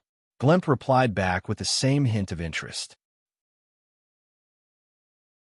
Tyr noticed the airs between the two and wanted to facepalm the most untimely encounter, yet he had to butt in before anything develops. Lonith, I've tracked the cultists for days till we found a place between Black Marsh and Cyrodiil, where I found their plans and rescued Glem over here. Over there, we learned of a prophecy called the Culling. I was hoping you can tell us what you know.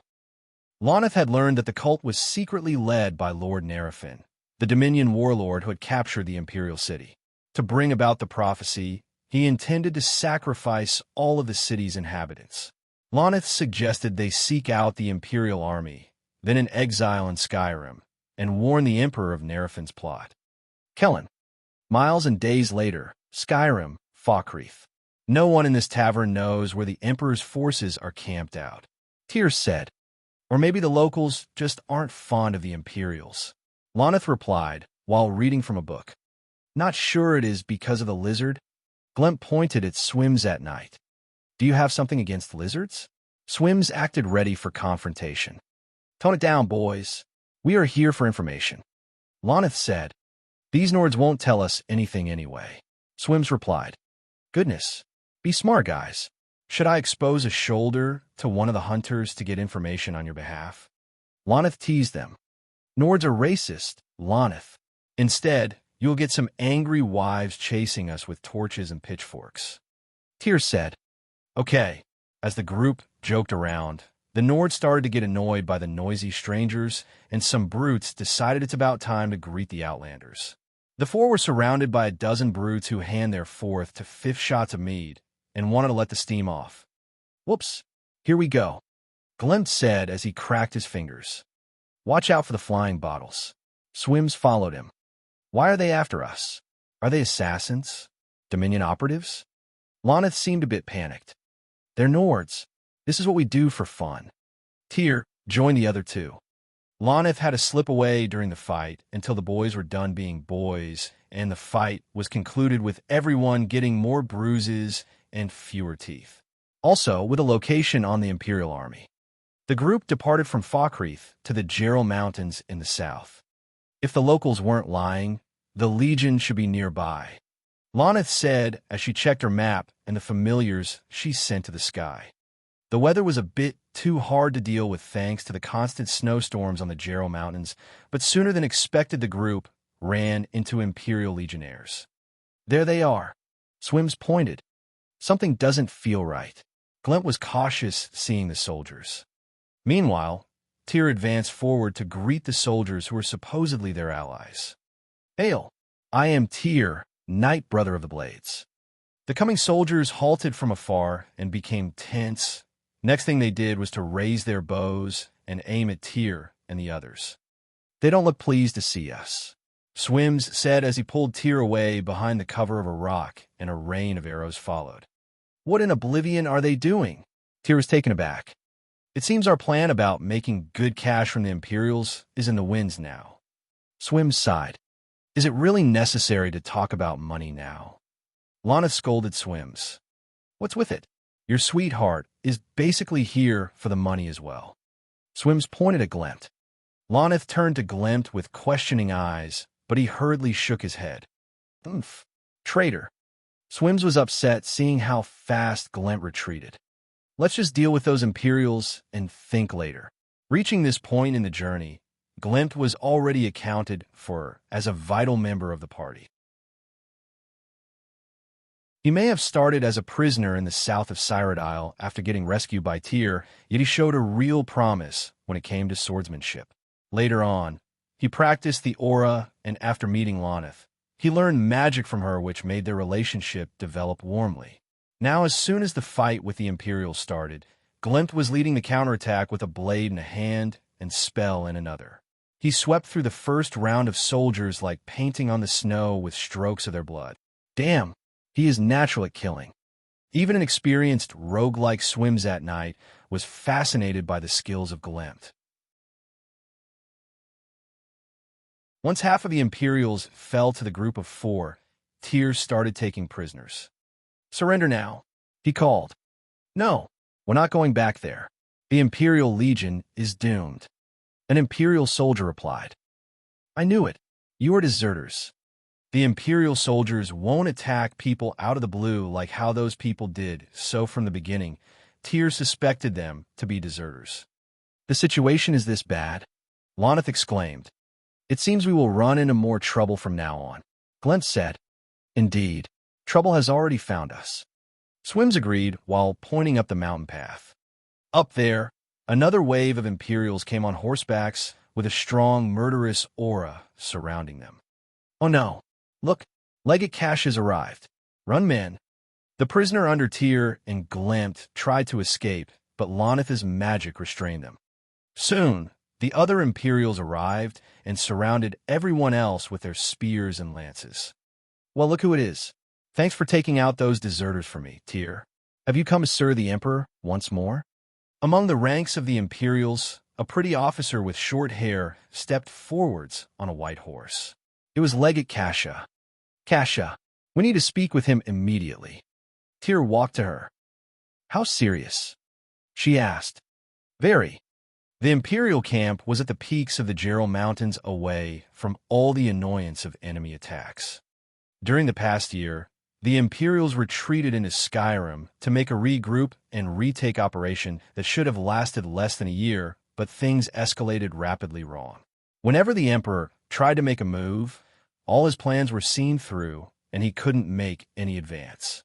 Eventually, all of Cyrodiil was under Dominion control, even the harsh lands of Bruma.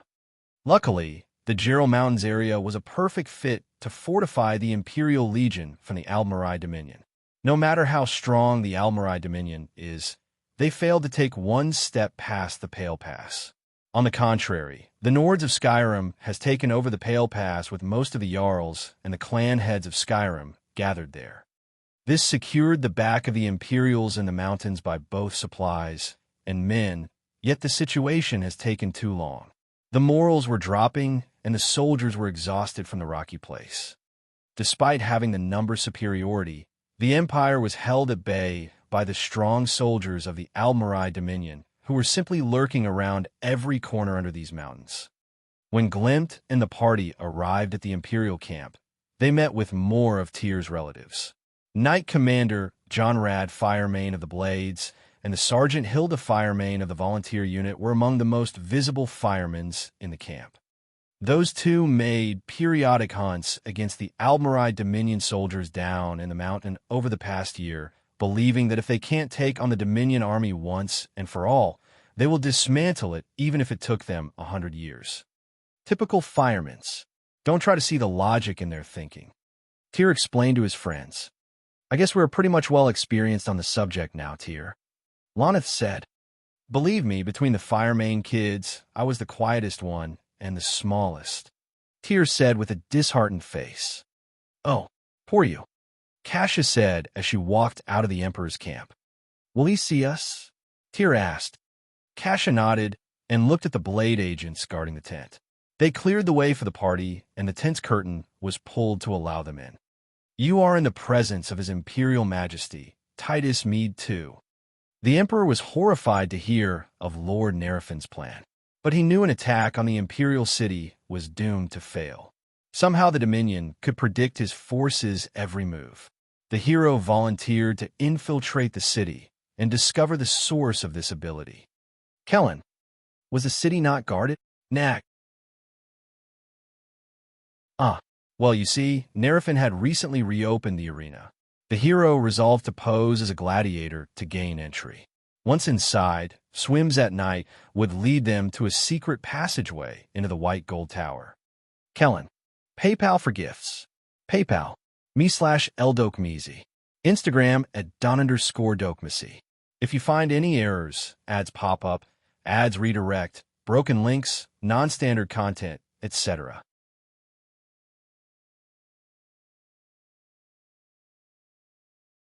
Chapter 488, Legends 4, a double chapter, Part 1.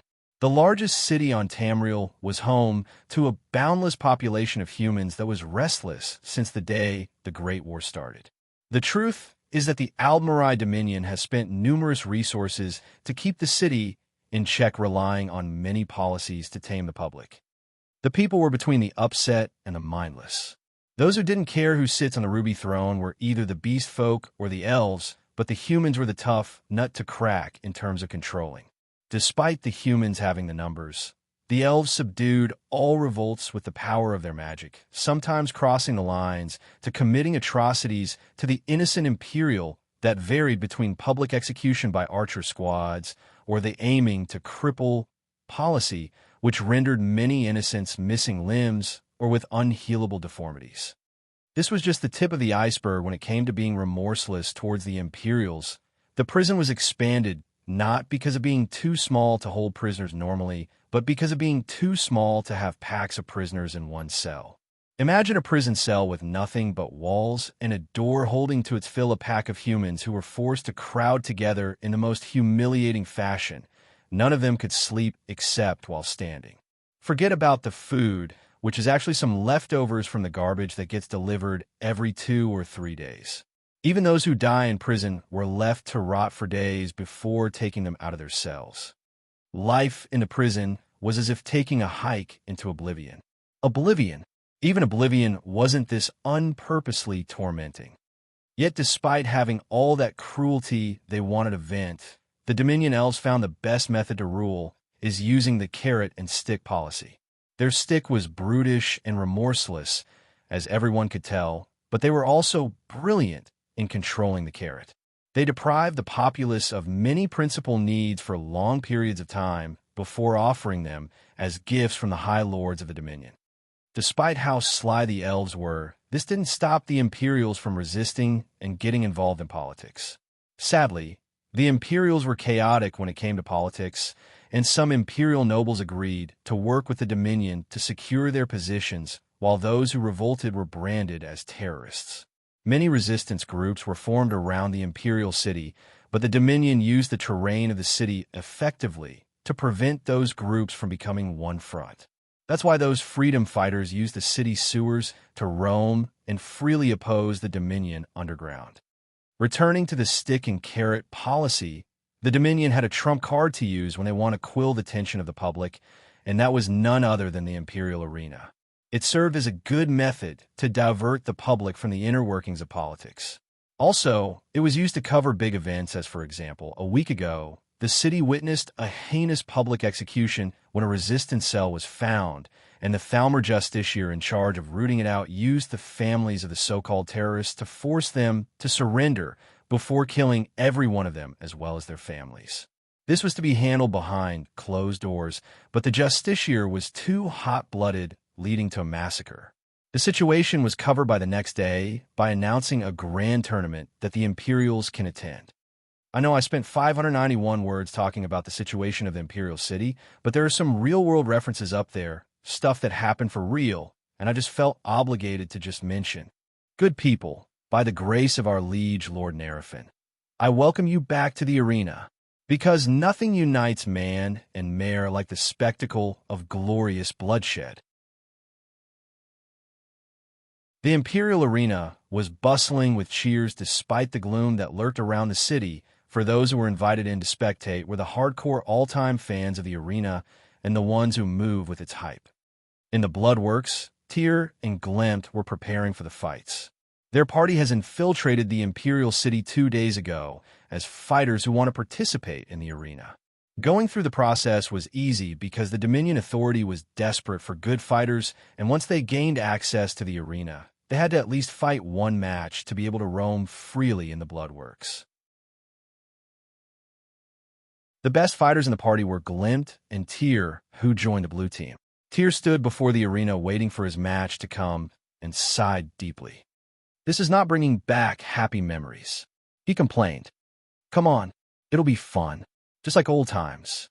Kasha teased him. What happened in the old times? Glimt asked. None of your business. Tyr retorted. Well, I'm glad you asked. Kasha, on the other hand, answered truthfully and without missing details about the last time Tyr entered the arena when he tried he was younger, as he won many matches only to be beaten in the final match by a masked knight who happened to be his cousin Jonrad. Tyr seemed upset about remembering the bad days, but later when the match started, he charged in, picked weapons from the wall, and stormed through the yellow team almost by himself to vent off the bad memories that just resurfaced. Ladies and gentlemen, we have a winner. All hail the combatants from the blue team. The announcer called for the victorious blue team as the fighters greeted the spectators and withdrew quietly back to the bloodworks. Great, let's get out of here while they're collecting their winnings. Tyr whispered to Glimt, and the two slipped away from the arena, silently leaving the rest of the blue team to take the limelight. Swims at Night has found a way to the sewers and contacted the resistance. We will be guided to the White Gold Tower. Kasha met them and explained the situation. Good, let's go. The party of 5 regrouped at a certain spot after gaining access to the sewers through the arena's bloodworks. From there, they traveled silently in the vast network of the sewers. Are you sure these crypts will lead us right into the White Gold Tower? Lonith asked as she felt disgusted by the place. Are you doubting the greatest smuggler in Tamriel? Swims was offended. It's crawling with the undead. Kasha retorted. Well, if they were safe, everyone would use them. Swims found a fast excuse as he took out his saber to deal with the crawling dead. The sewers of the Imperious City were known to be dangerous, and the undead were just the welcome. It was said that during the Second Era, this place was crawling with the Reachmen, current-day Forsworn, who once ruled the Empire under their Emperor Durkarak of the Longhouse dynasty. Those Reachmen used their dark magic to fortify the sewers when their empire was crumbling after the defeat of Durkarak. Returning to the horde of the undead, it seemed that they were provoked once the seal on their area was opened and decided to crawl at whoever came towards them. After examining the walking dead, Lonith learned that the undead were aiming at a certain altar outside the sealing chambers. I sense mystical power within that altar. Perhaps it can quiet the dead. Lonith said. Indeed, as she said, the altar had a spirit of a woman tied to an object hidden inside it. This haunting spirit controlled the undead to free herself from the altar. Glimt broke the altar, and from within it, he took out the object that housed the haunting spirit.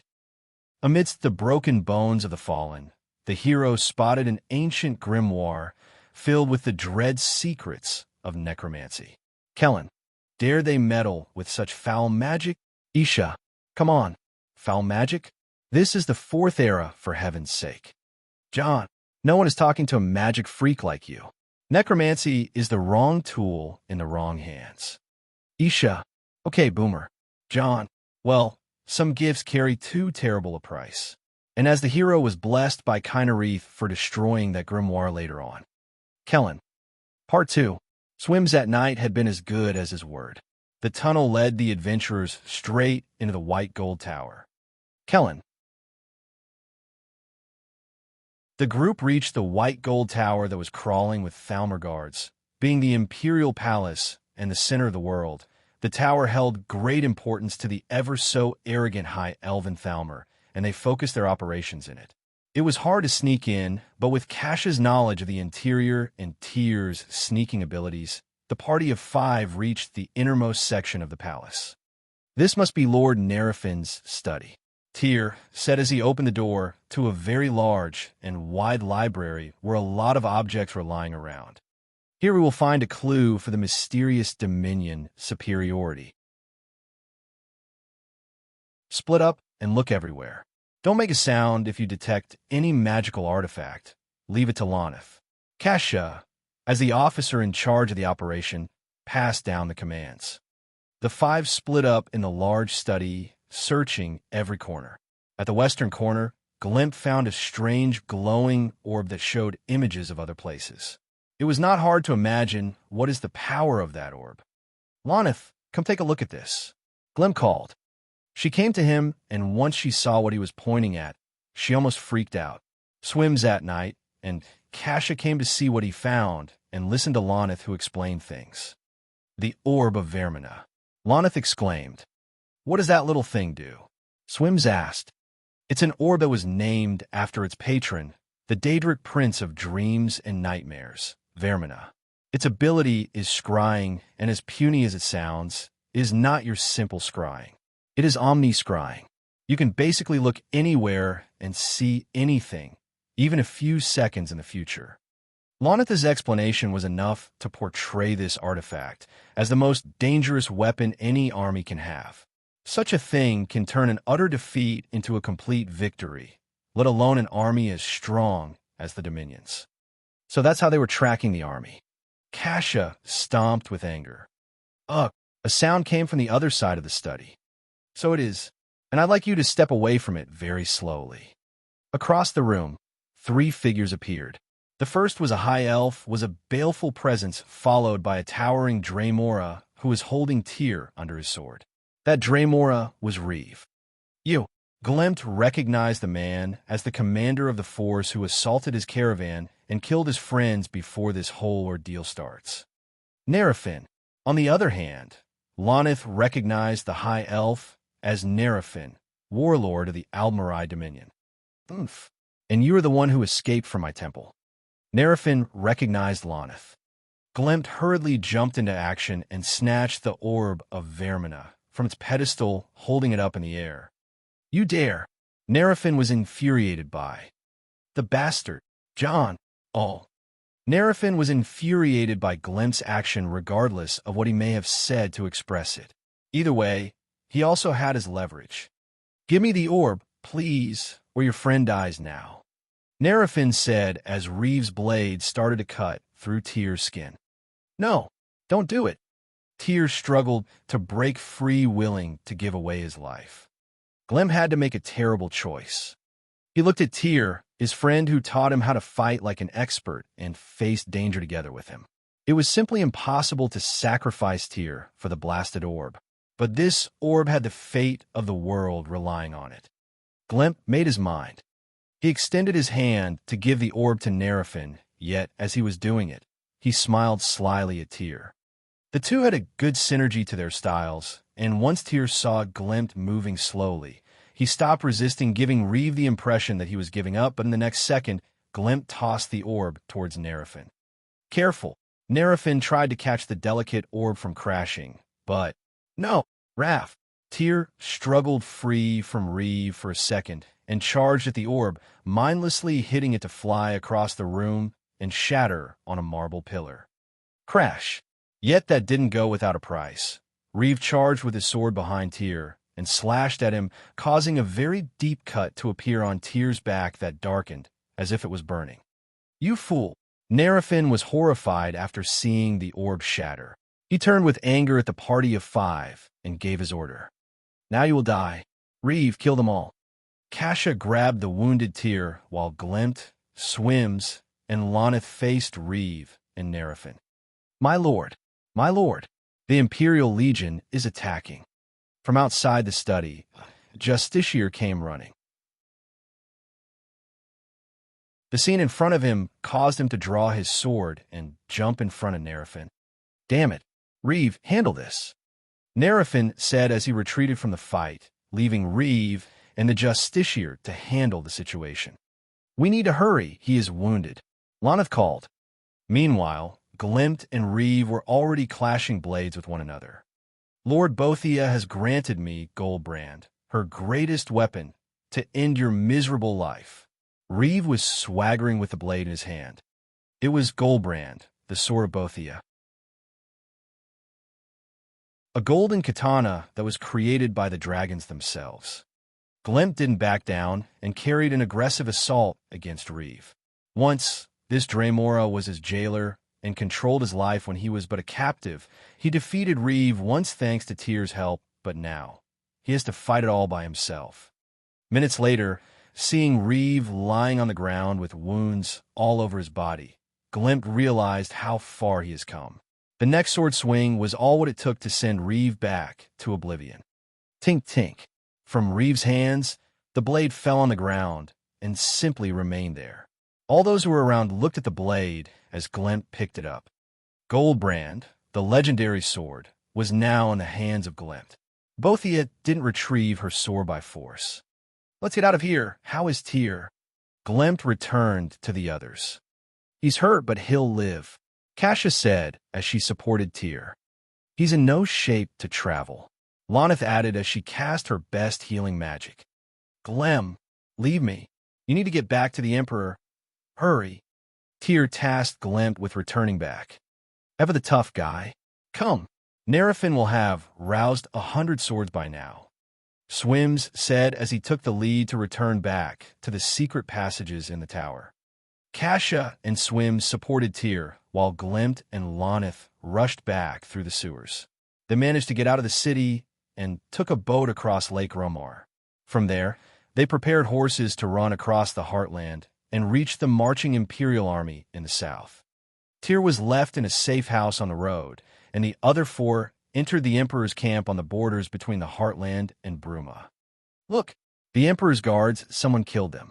At that moment, when they approached the camp, they noticed a large number of Imperial soldiers fighting strange assassins that kept coming from the shadows.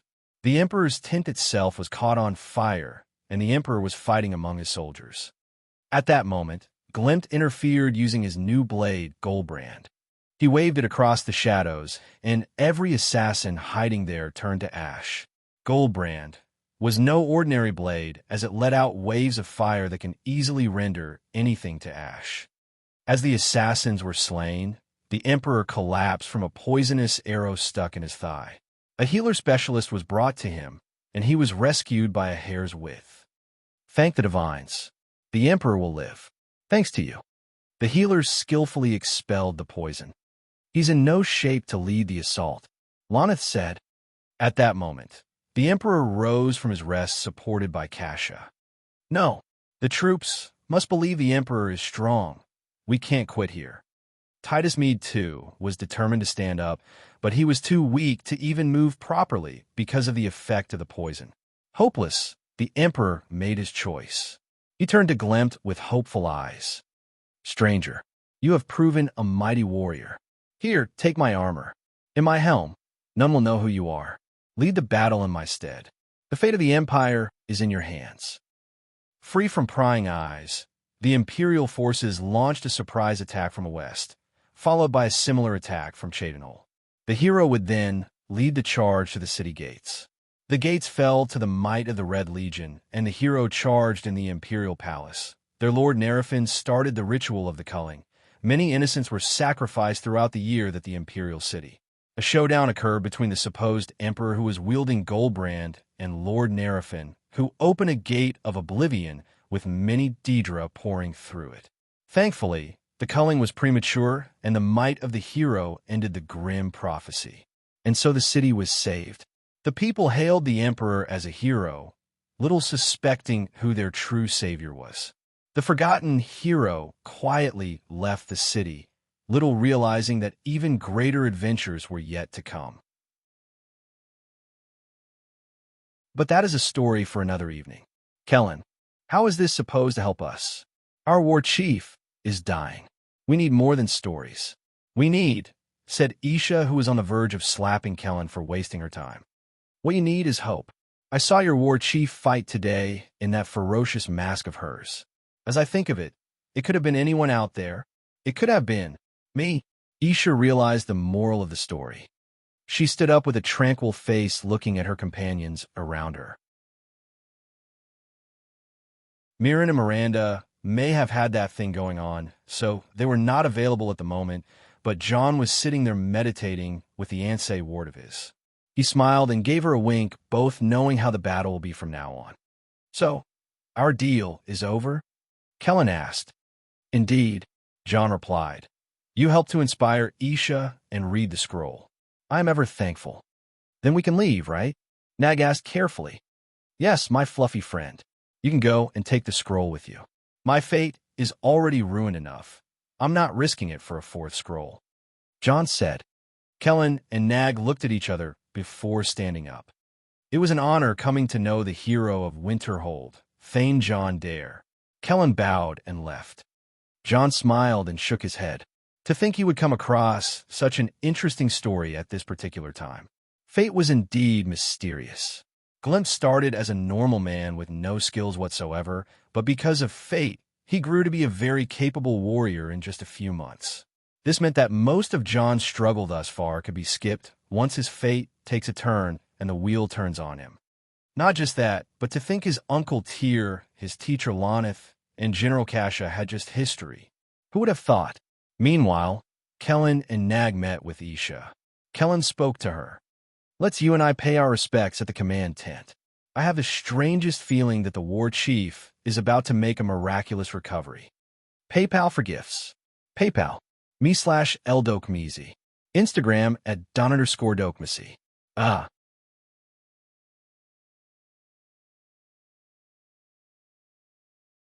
Chapter 489. The Ansei Wards 1. Big thanks for our new patrons. At Connor Ciola. At Valindrel. 3 days earlier, 17th Rain's Hand, April, for E200. When Beth informed John of the prophecy getting clearer, she said that they only have 3 days to prepare. In John's book, that's enough time to raise an army, but an army wasn't enough. What happens in 3 days? What happens in the 20th of Rain's Hand? According to the system's calendar, it is the Day of Shame, a day in which the people of the seaside villages and cities of Hammerfell do not leave their homes. It is said that the Crimson Ship, a vessel filled with victims of the Nahatin Plague who were refused refuge hundreds of years ago, will return on this day. This plague was one of the deadliest diseases to infect the populace of Tamriel, lasting for 43 years, from the year 2 E560 to 2 E603. The aftermath of the plague was the destruction of the non-Argonian population of Black Marsh and instilled outsiders with a fear of the province for centuries. Still, the most devastating effect was the extinction of a certain race of men called the Kothringi. The Kothringi, much like the Atmarans and the Yukadons, were an original race of humans with a very distinctive silver skin. They're considered the only human race indigenous to Tamriel. According to the books of history, the last patch of Kothringi escaped from Black Marsh in a ship with crimson sails and tried to land in multiple docks seeking asylum and cure. Elsewhere, Valenwood and Somerset refused the human refugees until they reached their human cousins, the Red Guards of Hammerfell. By that time, the plague was known to be very deadly, and Hammerfell refused to take them in. It was the last thing known of the Crimson Ship and of the Kothringi race, and a mark of shame in the Red Guard history. Regarding the prophecy of Beth, it marked the day of the return of the ship, the day to be their days from this day, the day of shame. To the Hunding Alliance, this was a very important piece of news that none was prepared for. It means that not only they have a worm cult to worry about, but also a fleet of avenging wraiths that are holding a very nasty grudge. It is very nasty for them to return now, of all times. John exclaimed, "You're going to deal with it. Of course, do you see any other laborer around who is willing to deal with a disastrous plague? Hold up a minute. I've dealt with the mutated disease in Morrowind, the cursed disease in Elsewhere, and now, sailing disease. I like this development. What am I? A laborer or a doctor without borders?" "You are still doing very well," Beth said. "Very well, my ass."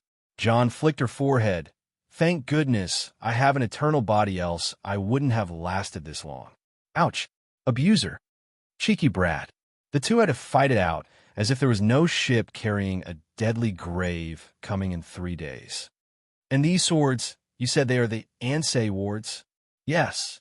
Despite being ancient, the Ansei wards are the most important 3 relics in Hammerfell. When Hammerfell faced a great threat from a group of powerful elven necromancers, the Ansei heroes Maja, Raiden, and Halila sacrificed themselves to protect the people from the risen dead.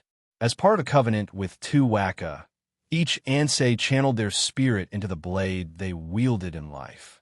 These swords became known as the Ansei wards, and would protect the land from even the most powerful necromancy. "So, you think I am worthy enough to wield an Ansei ward?" John asked. "You are doubting yourself?" Beth was taken aback. "I'm not overestimating myself. I'm not sure if I'm a match to a real Ansei without the voice, and there's no living Ansei to prove the fact so." "You are right. You are not worthy to wield an Ansei. It won't accept you.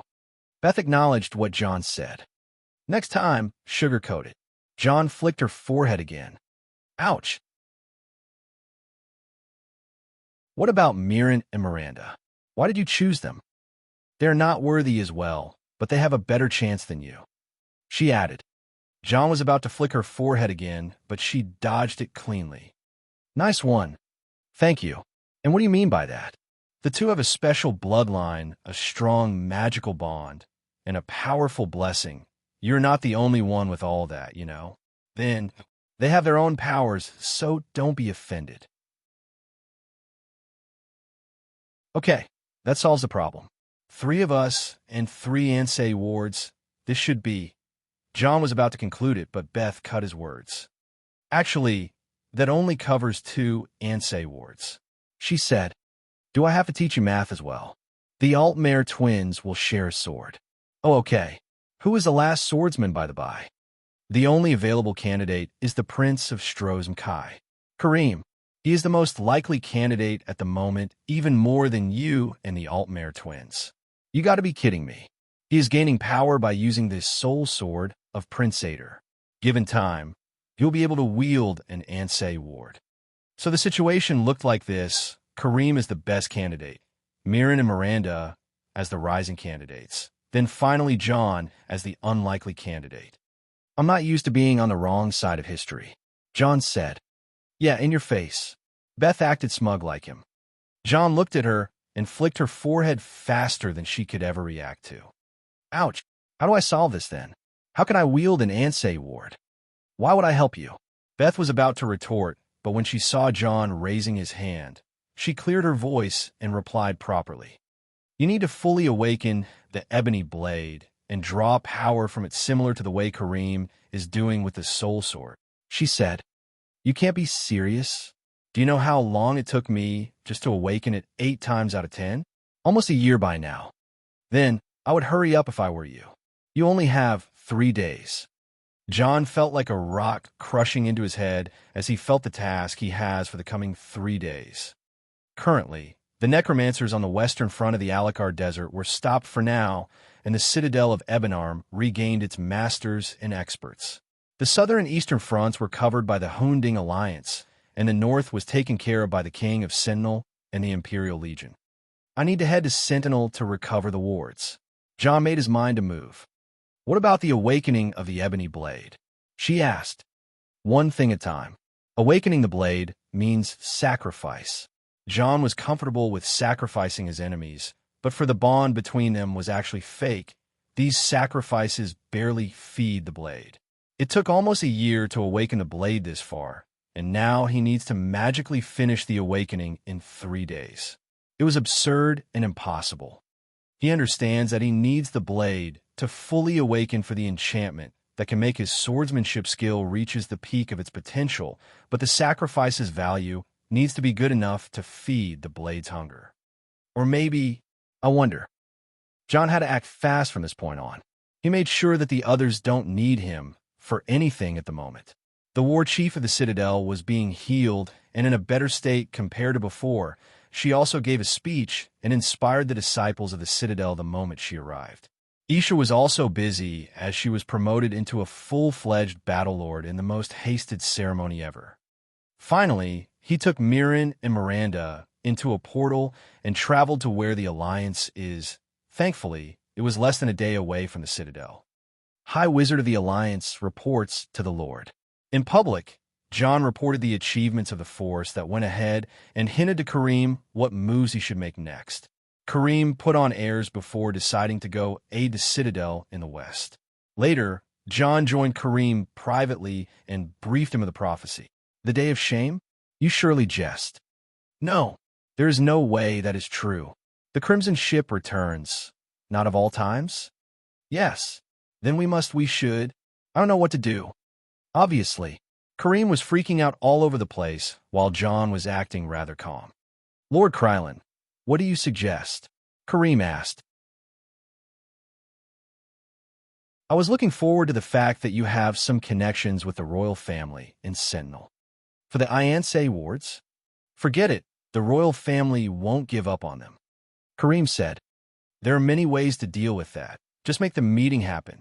John didn't take no for an answer and gave Kareem a few minutes to leave orders for the Alliance on how to move and make an excuse for his disappearance. He then dragged Kareem into a portal and took him north to Iliac Bay near the city of Sentinel, the glorious capital of Hammerfell. Sentinel is a great city of the Red Guards and the capital of the Kingdom of Sentinel. It is located in the northwestern hills of Hammerfell, overlooking the Iliac Bay. Its population is relatively low due to the inhospitable nature of the surrounding Alucard Desert. However, some fertile fields can be found along the coast near the city. The main street of the city of Sentinel is a great market between the docks and front gates.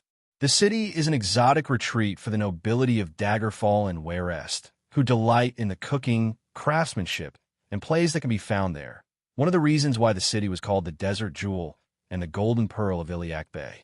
Many great and famous people throughout history have called Sentinel their home, including the renowned poet Welton and the famous Red Guard hero, Cyrus. During this night, the situation in Sentinel was dire and the mood was cold. For days ago, when the city was fending off the necromancers, the opposite side of Iliac Bay and Daggerfall was having the Day of the Dead, an annual holiday when people fortify their homes with candles and salt for the dead. The ghosts of the dead rise that day to take vengeance on the living as the ghost of King Lysandus, who would appear to haunt people on that day. The thing was that the necromancer used this to their own advantage and summoned the ghost of King Lysandus and his army of ghosts in the middle of Sentinel to wreak havoc.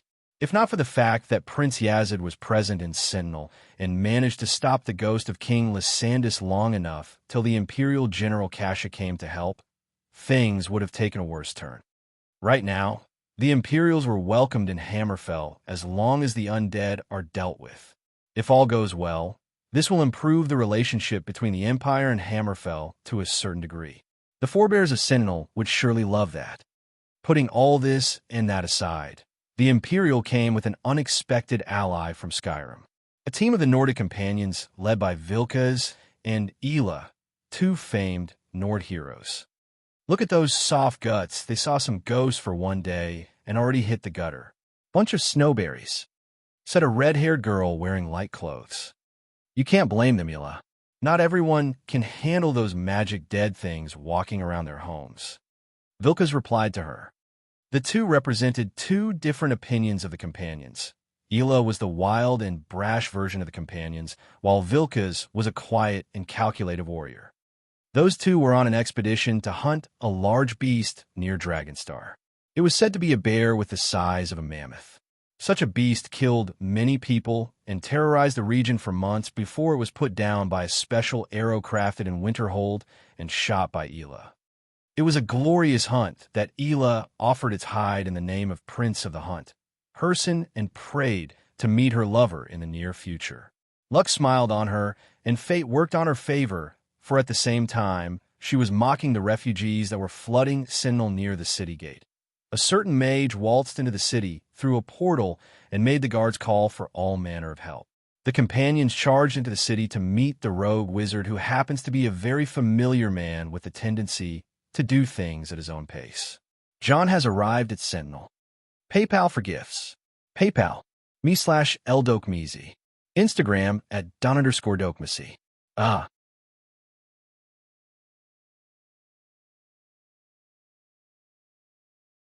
Chapter 490.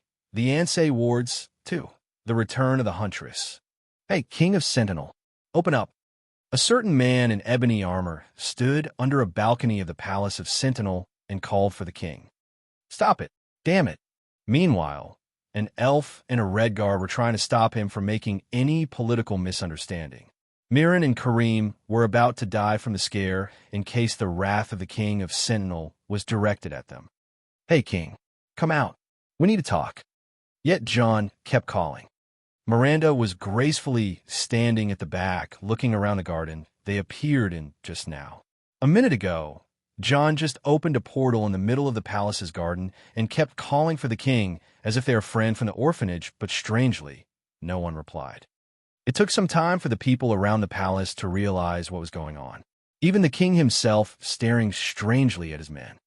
Back at the garden, the guards of the palace flowed from all directions towards the source of the strange voice, and once they saw what was going on, they realized they have not one, but 4 intruders. Trespassers! Arrest them! A guard shouted, but then he made eye contact with John. Arrest us? How cute. Hey, king, come out already. Why do you have so many guards in your place? John kept calling for the king in his uncivilized way. Come on, stop already. Krylin, if you don't stop. Kareem and Mirren were desperately trying to reason with him, but Miranda spoke. Stop it, you two.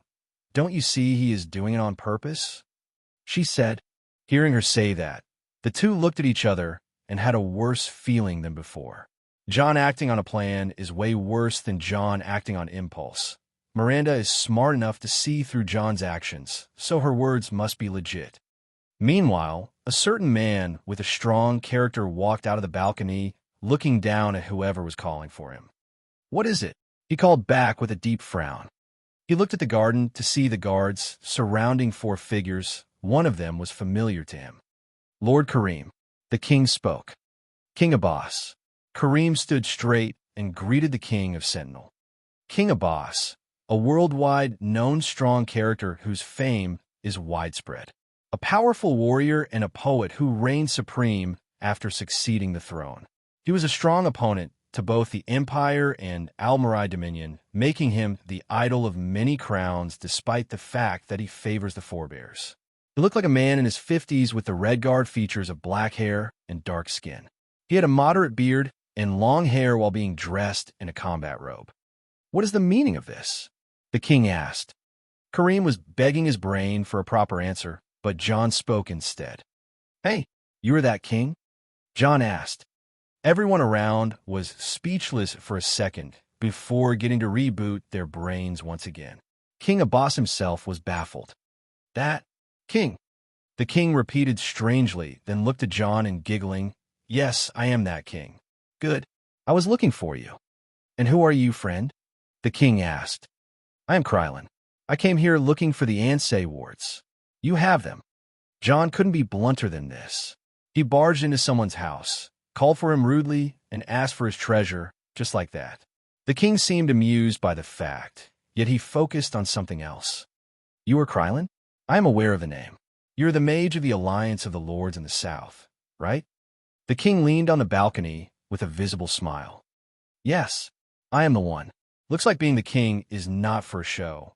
After all, you know your things. John replied in a brash way. Of course. Hammerfell is like my own realm of oblivion, so I am well aware of what is going on. King Abbas replied. Good. You know what I want then? Let's get this over with. The king laughed and shook his head wryly. Just what kind of a strange character this Krylin was. Krylin, what kind of name is that? He asked. John tilted his head. I asked for the meaning of your name. Where does it come from? The king asked, narrowing his eyes. I gave it to myself. It doesn't have a meaning in particular. John said, keeping the brash act. Is that so? Then where are you from? And what kind of face under that mask? The king kept asking. You are getting complicated all of a sudden, king. Why do you need so many answers? John stomped with his foot. Well, you're asking for the Ansei wards. I should at least who am I giving them to, right? Oh, right? You are a wise man, king.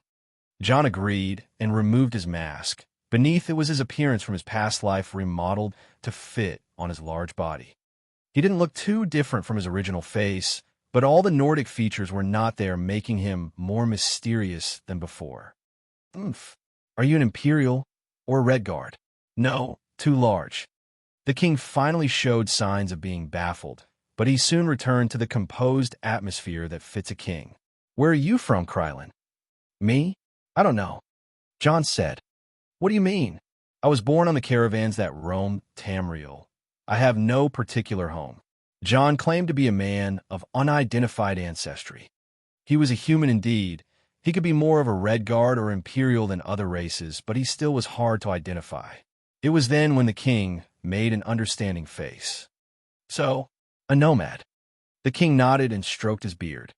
Nomads are indeed the answer the king thought of and the thing John was aiming for. In his mind, John was making a victory pose, but he kept a calm face. Nomads are the uncultured folk that roam the land. They are not fixed to one place or fight for any country, much like the orcs. They don't even follow any faith and have little to no understanding of modern society. They may treat a king like a boss the same way they treat anyone without even realizing what is wrong with that. All in all, they are people who are impossible to educate in normal standards. One of the things they are unique for is that in their ranks, they're joined by all sorts of people from all sorts of races. This mobile society survives on hunting, gathering, and raising cattle. Some are peddlers who carry goods from one place to another, while some are performers or even raiders. There's no way to predict those damn nomads whatsoever. Now that he thinks about it, in the report that arrived lately about the Hunding alliance led by Prince Karim of Strozmkai, it was said that the mage Krylin is accompanied by a minotaur, a type of a creature that civilized people won't associate with. If this Krylin guy was a nomad, then things will dramatically change. John knew that the king had the impression that he is the actual leader of the Hunding alliance, rather than Karim, who acted as a figurehead. This was actually true, but now that John acted as a brash nomad in front of the king, then it is impossible for a nomad to organize an army and give the cult this serious beating. The king looked between John and Karim and bought the act John was selling. He suspected Karim to be the actual leader of the Hunding alliance, and Krylin is just a nomad who came across Karim somehow and was convinced to join the fight against the worm cult. If that was all true, then Prince Karim of Strozmkai had more talent than what the king knew. Fine, guide them in. The king gave a signal to his guards as he decided to take a closer look at those sudden guests.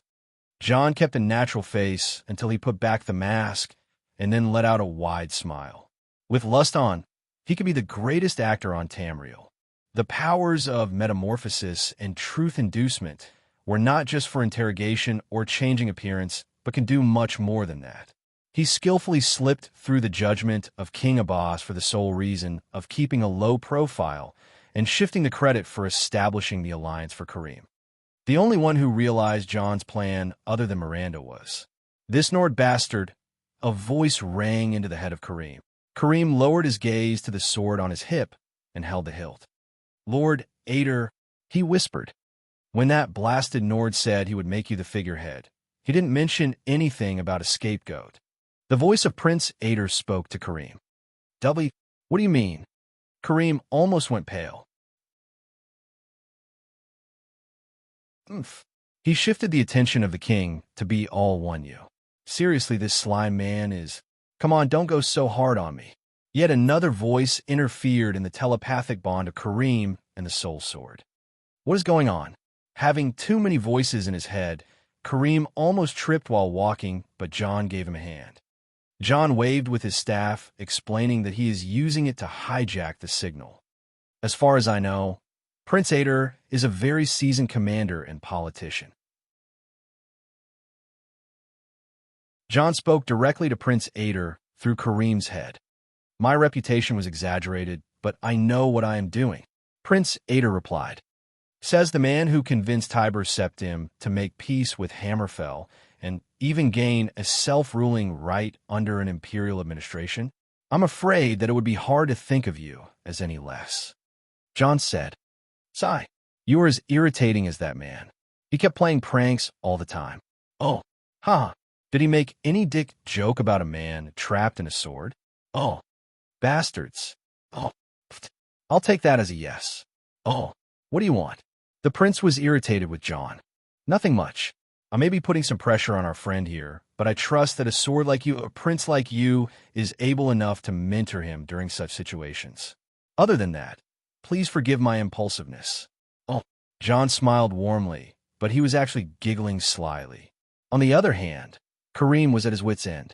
Two voices were having a rather comfortable argument through his head. It was a bit too much for him. As John turned away and wanted to haste forwards just a bit, a sudden change in the air caught the attention of the group, and all turned to a certain direction. A split second later, an arrow was hurling at Miranda's throat. John wanted to react, but luckily, Miranda bent backward and fell on her back, avoiding the arrow that landed on the ground, digging a small pit where it landed. Wow! Everyone in the group felt a cold chill and looked towards where the arrow came from. Not sure how, a red-haired young woman came through the garden of the palace charging at Miranda, as if she was the killer of her kin. Miran and Kareem tried to stop her, but they were sent away by a swing of her arm. She looked at Miranda, held her from her clothes, then started dragging her away. "Hey, do something." Miran called for John, but the latter was nowhere to be seen. Miranda tried to resist, but she proved to be weaker than the red-haired young woman. "What are you?" Miranda struggled to break herself free, and once she took a step away, she pulled out her daggers and faced the red-haired woman. "Who am I?" "No. Who are you? Why do I smell him all over you?" PayPal for gifts. PayPal. me/Eldokmezi. Instagram at @Don_Dokmesi.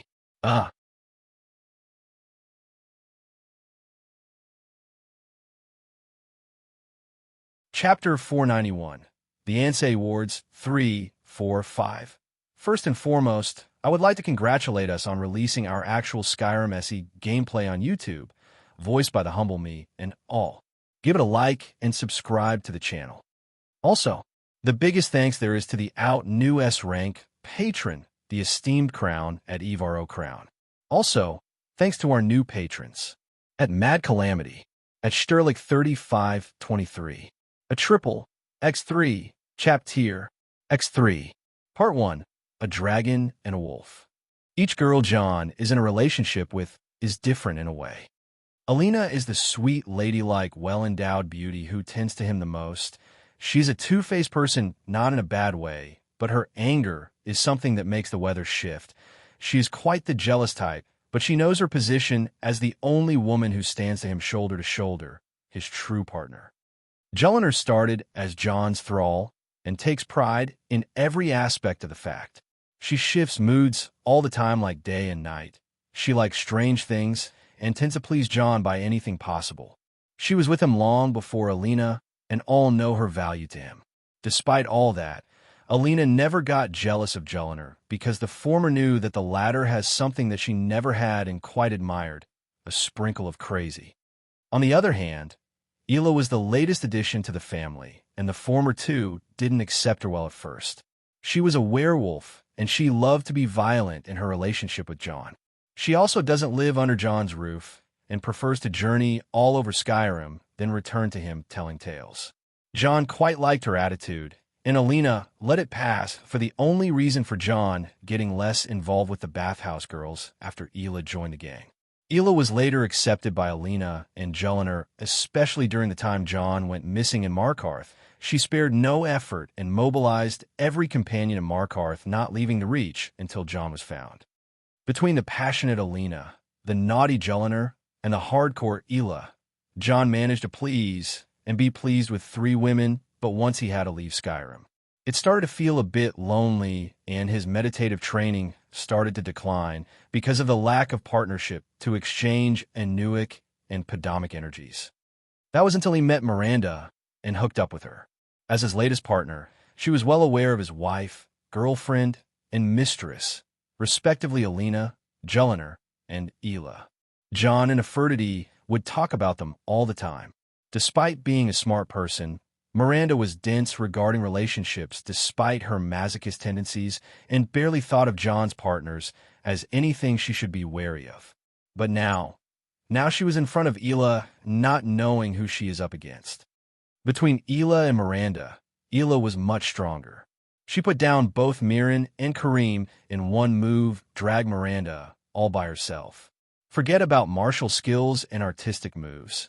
Ela was faster, stronger, and moved efficiently without wasting energy.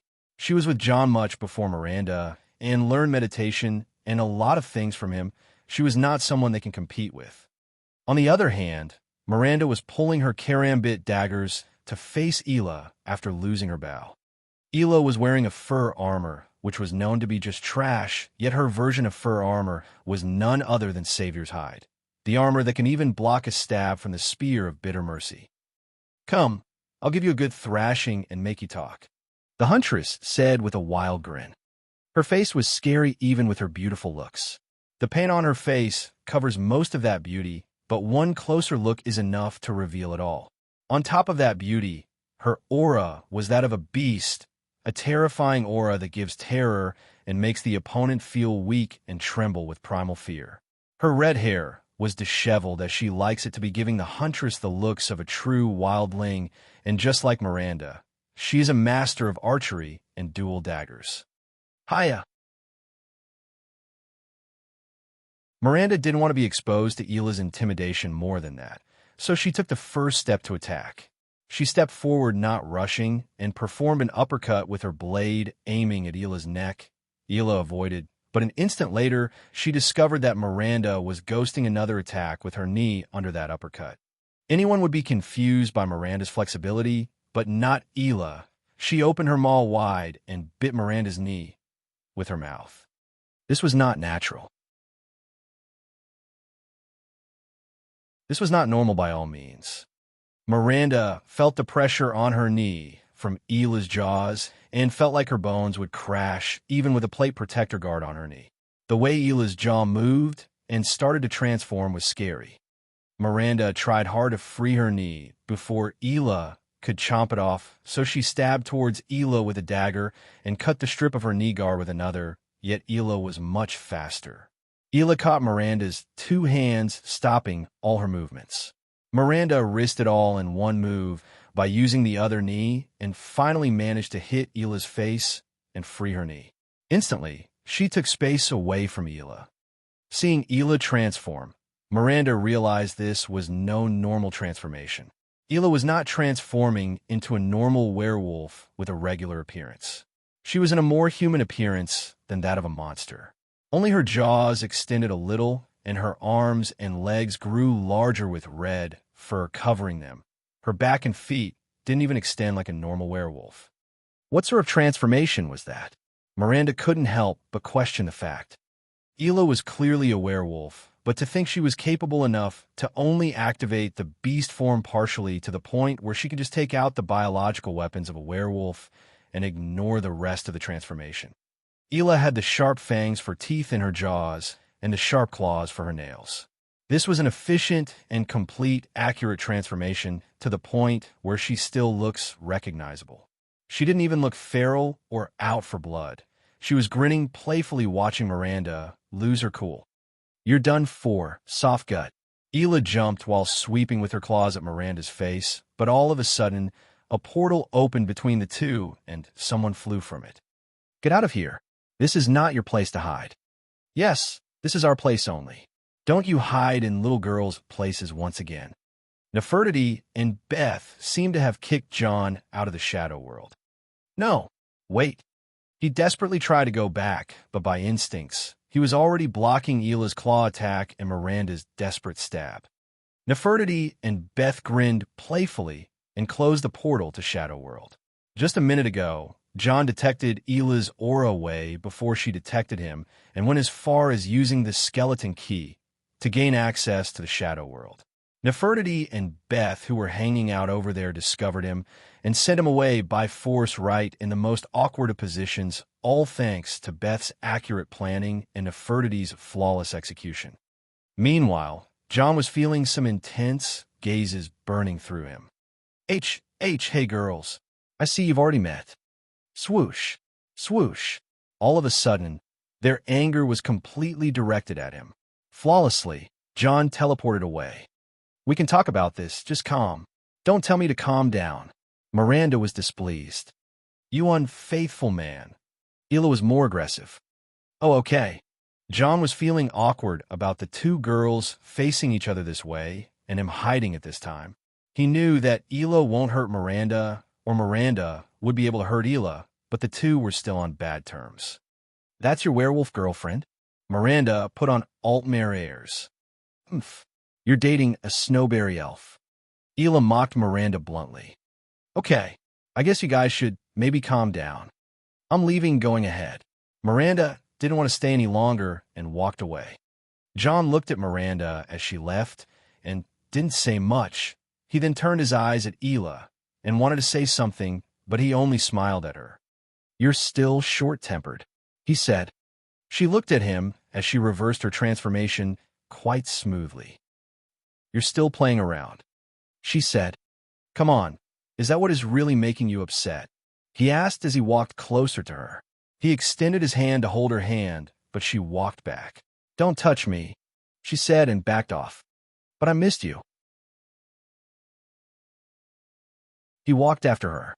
Yeah, were you thinking about us when you were with your elf doll? She asked. John looked to the side and wanted to stand up for Miranda, but as Ela said, Miranda actually looked like a doll, or rather a wax statue. She was exceptionally beautiful even for human standards. She's better than other elves, believe me, he said. She looks like a dumb blonde bimbo. Ela pushed him away. She's not dumb at all. She is quite smart, actually, and she is very perceptive and quick-witted. He felt like he had to stand up for Miranda. Really? Fine. She's a high elf. She's blonde. She's taller than Alina. Do you have any idea how many household rules you broke so far? Ela asked. John frowned and started counting. All of them. His face went pale when he remembered about the household rules. Get your shit together, John. Don't you know how insecure Alina is about girls taller than her? Okay, John said as he removed his mask to wipe off his sweat. As he was about to put it on again, Ela held his hand, making him halt on putting the mask. Oh, sorry. John realized he had the mask on the whole time. Ela looked at the fact that she hasn't seen for more than a year. She smiled, forgetting all her rage just now. You haven't aged one day, she said. A few, he said. After a certain point of meditative training, I got to have an eternal flesh. My aging has stopped, he said. You are immortal? She backed down with a yellow face. No, my appearance doesn't age beyond 18 anymore. It is after you complete the perfect human frame, he said. Oh, right. Alina was about to advance the last time I met her, but she was halting it for some time. I see. She must have figured out that there are ethereal tribulations. What is that?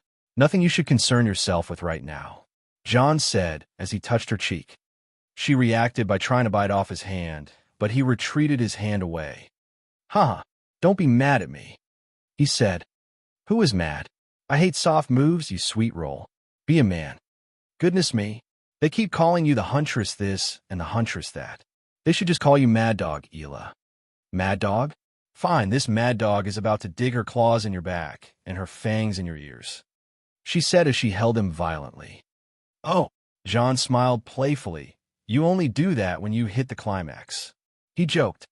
On the other hand, she was serious to the point where her claws actually started to grow. How do you do that? He asked. Alina said, I've refined parts of the Daedric wolf spirit in me, so I can control more. Fascinating. John was completely aggroed by the new discovery. Now, I'll refine that dragon between your legs. Oh, are you now? John felt like being flattered and changed his accent a bit Bretonish. Well, I must say I'm quite intrigued, but we are in a royal garden now, and I hate to make the king wait. You care? John looked around, then called out Mirren on telepathy. Make the king wait. He'll wait. Part 2, Kingabos. Sometime later, John joined the group back in the front of the king's palace where some guards were on standby. Quiet, blunt of you to make the king wait. A young man spoke to John directly. Can't a man do his business in peace? John replied rudely. TSK. Damn nomad. The other man didn't seem to be quite pleased with John's attitude. John snorted in disdain, not even willing to acknowledge whoever the man in front of him is. Where is the king? To John's question, the man turned his head. He's making us wait as well. Really now? John didn't seem to like it. Peasant, when you are presented in front of the king, you better get on your knees. The young man present spoke to John. Why? Do you guys have walking problems when you stand in front of that king? John spoke bluntly, taking the nomad role a bit too far. You insolent. The young man was about to rush at John, but a voice stopped him. Prince Zaid. It was Ela calling for him. Zaid stopped glaring at John when he saw Ela and made an awkward face. Warrior Ela, it is nice to see you. What brings you here? He asked with all smiles. Ela rolled her eyes while looking aside, then faced the young man who happened to be a prince once again. I was checking those infiltrators and investigated around. She said, investigating? Oh, you mean the banging that happened a while ago? Banging? For some reason, both Ela and John reacted the same reaction at the same time with the same tone and the same fright. Yes, the land was banging a few minutes ago. We dispatched some soldiers around the city, but it seems that the bangs came from the palace, so the king is keeping it under lockdown until the source is identified. Prince Saeed said, "Oh, that banging." John made an understanding face so fast. Yes, I felt something of the way. It was quite strange, and I looked around. Maybe something related to magic. Ela dismissed it as doubtless as John. Or maybe something dormant like a sleeping dragon. Mirren wanted to add something to the mix. How accurate. John mindlessly agreed. Not really, Ela said, glaring at him. No, it was definitely banging. Miranda confirmed it. Maybe. John wanted to avoid that word. Definitely, it also should have felt good, those bangs in the ground. Ela directed a sassy tone to Miranda, who looked unamused. Mirren looked between Miranda and Ela after being briefed about Ela's identity from Miranda just a while ago and managed to envision what just happened. He looked at John with wide eyes, but John pushed his face away. Meanwhile, not anyone other than those four could figure out and thought that Ela and Miranda had some sort of rivalry after they fought earlier. Lord Kareem, please keep your attendance in check.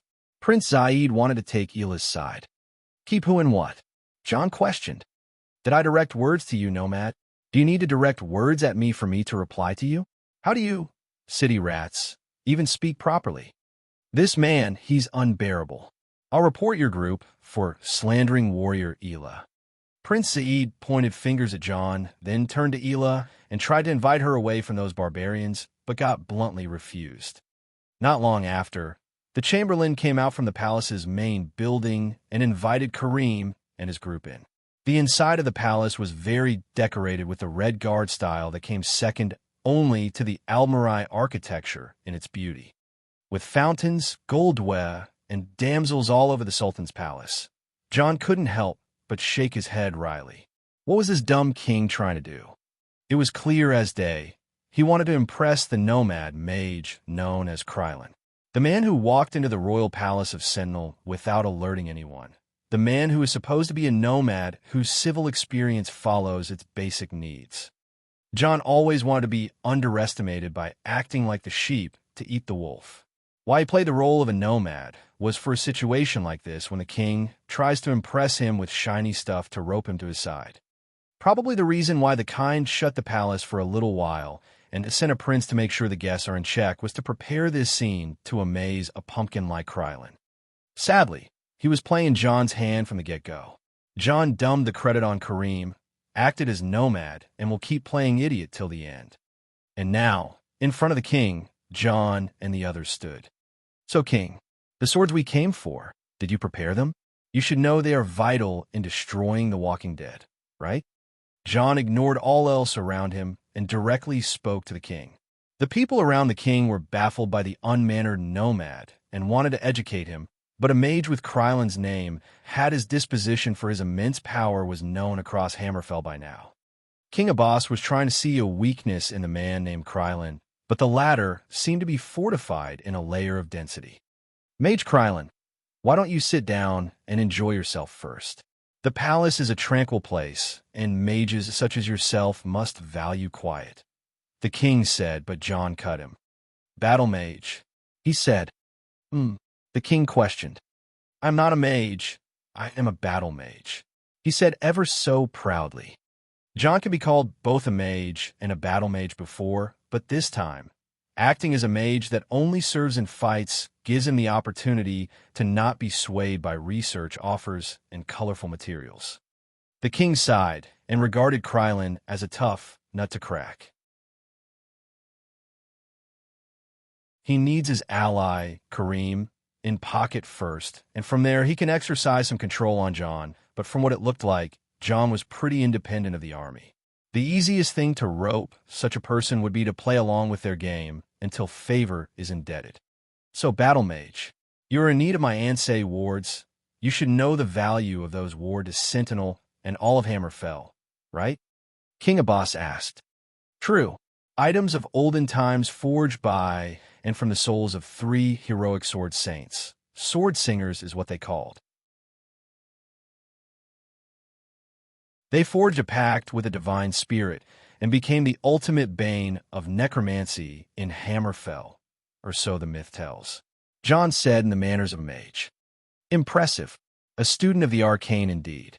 Then you should know what it means to possess a Shihai left by a long-dead sword singer. I do know. Sword singers have long since gone extinct, a tradition every Redguard dreamt about being the hero who would bring back. A power so terrifying that it devastated the old home of Redguards, and from its name, the mystical classification for it should be tonal magic, the strongest known magic. Remind me not to underestimate the knowledge of a mage next time. The king giggled. Don't underestimate the knowledge of a mage next time. John replied. Ahaha. The king burst out in laughter. The swords? John asked. They are here, but let's say you convince me to give them to you. Do you really think you can wield them? The king asked. Unamused, John gave a silent sigh and nodded. Oh, and who might that be? The elf girls? The king questioned. We're not sure yet, but one of our group can. Kareem said. And you want to use the wards to protect the land from necromancy? The king seemed rather doubtful. You'll have to do with anyone who can wield a ward, John said. The king was offended at this one word John said. For a nomad without a sense of belonging, this is rather easy for you to say, but I wish to see no one other than Redguards wield those blades. Do you understand? The king felt like he was taking this matter over the very survival of his nation, Sentinel. John could understand him very well, actually, for he holds Winterhold in the same value. Loud and clear, John nodded. But whatever that is, you must know that wielding not one blade, but all the 3 will require you to widen your area of search. I think you're already looking for candidates to wield the ward. Indeed, I've brought you 4 and better now than never. The king seemed to be less amused than John.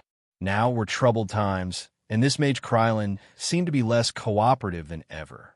Such a powerhouse can't be let to roam the lands freely, else he is to be considered an enemy of the powers of the lands. Thus would any monarch react. Yet one thing was certain, and that was the need for a man like him was important at the moment. It is if you're not with us, you're against us, but now is not the time for infighting. You are smarter than you act, mage. The offer still stands until the dead are dealt with. King Abbas spoke his rule and stood off his comfortable seat. The funny thing was that the other people and erotic maids littered around the room all walked out as unamused as their king. One could see that each one of them was carrying a dagger or a blade hiding carefully. John couldn't help but grin. A harem of housecarls is a dream to every nobleman indeed. Following the king, who walked to a certain place in his palace, and following him through a corridor well hid in plain sight, the group arrived at a stairway leading down to a vault protected by a Dwemer brass gate and a bunch of stone-crafted statues of warriors on both sides of the hallway leading to it. Beyond that gate lies the sacred blades. Advance at your own risk, the king said as he pushed the brass door open. Part 3. The gay scene. Gone wrong. In there, a room was revealed looking run down with some parts of its wall crumbled and sand coming down from a corner. From the gate, there was a stone walkway, and at its end was a crucial platform with 3 statues taking 3 different poses. Pick Ansei Ward's Hall in Instagram and Discord. On the walkway, there were some young men and women who were crawling on the ground trying to advance forward. Some were even passed out while others were in critical condition. The Ansei wards are not just some fancy sword kept under the palace. They can even protect themselves in this hall, as well as the rest of Hammerfell, weakening all necromancy, the king said. So, they should just be kept here, weakening all the presence of necromancy in general, John said. If that's the case, then you are right, but lately, This grim sky above our home is nullifying the effect of the wards. They are called wards for the sole reason of being kept here to protect, not to be taken out to strike. The king explained. And what went wrong? John asked, pointing at the men and women lying on the hallway. The Ansei wards must be taken every era for a pilgrim by 3 worthy champions to renew the pact with Tuwaka. The power of the 3 Ansei Maja, Raiden and Halila can't provide the wards forever, and so it must be done. A pilgrim to the long-lost Ansei pyramid. The king said, I've heard that a mercenary with the name of Krylin has discovered it alongside the citadel of Ebonarm, and that's when the situation all started. You're missing a lot of details, so don't be a hasty judge. John replied, I'm not a hasty judge, so I want to hear the details, but for now, let's see which of your candidates has what it takes. The king said, and kept watching. What's with them? Why can't they move? Mirren asked, pointing at the young men and women in the room. Sword pressure. John replied, Oh, you're knowledgeable about Ansei swordsmanship? King Abbas questioned John. I've read the extended edition of the Book of Circles and practiced from it. John said, That makes you a Red Guard, honorary 1, at least. The king said in mockery, Well, which one is going first?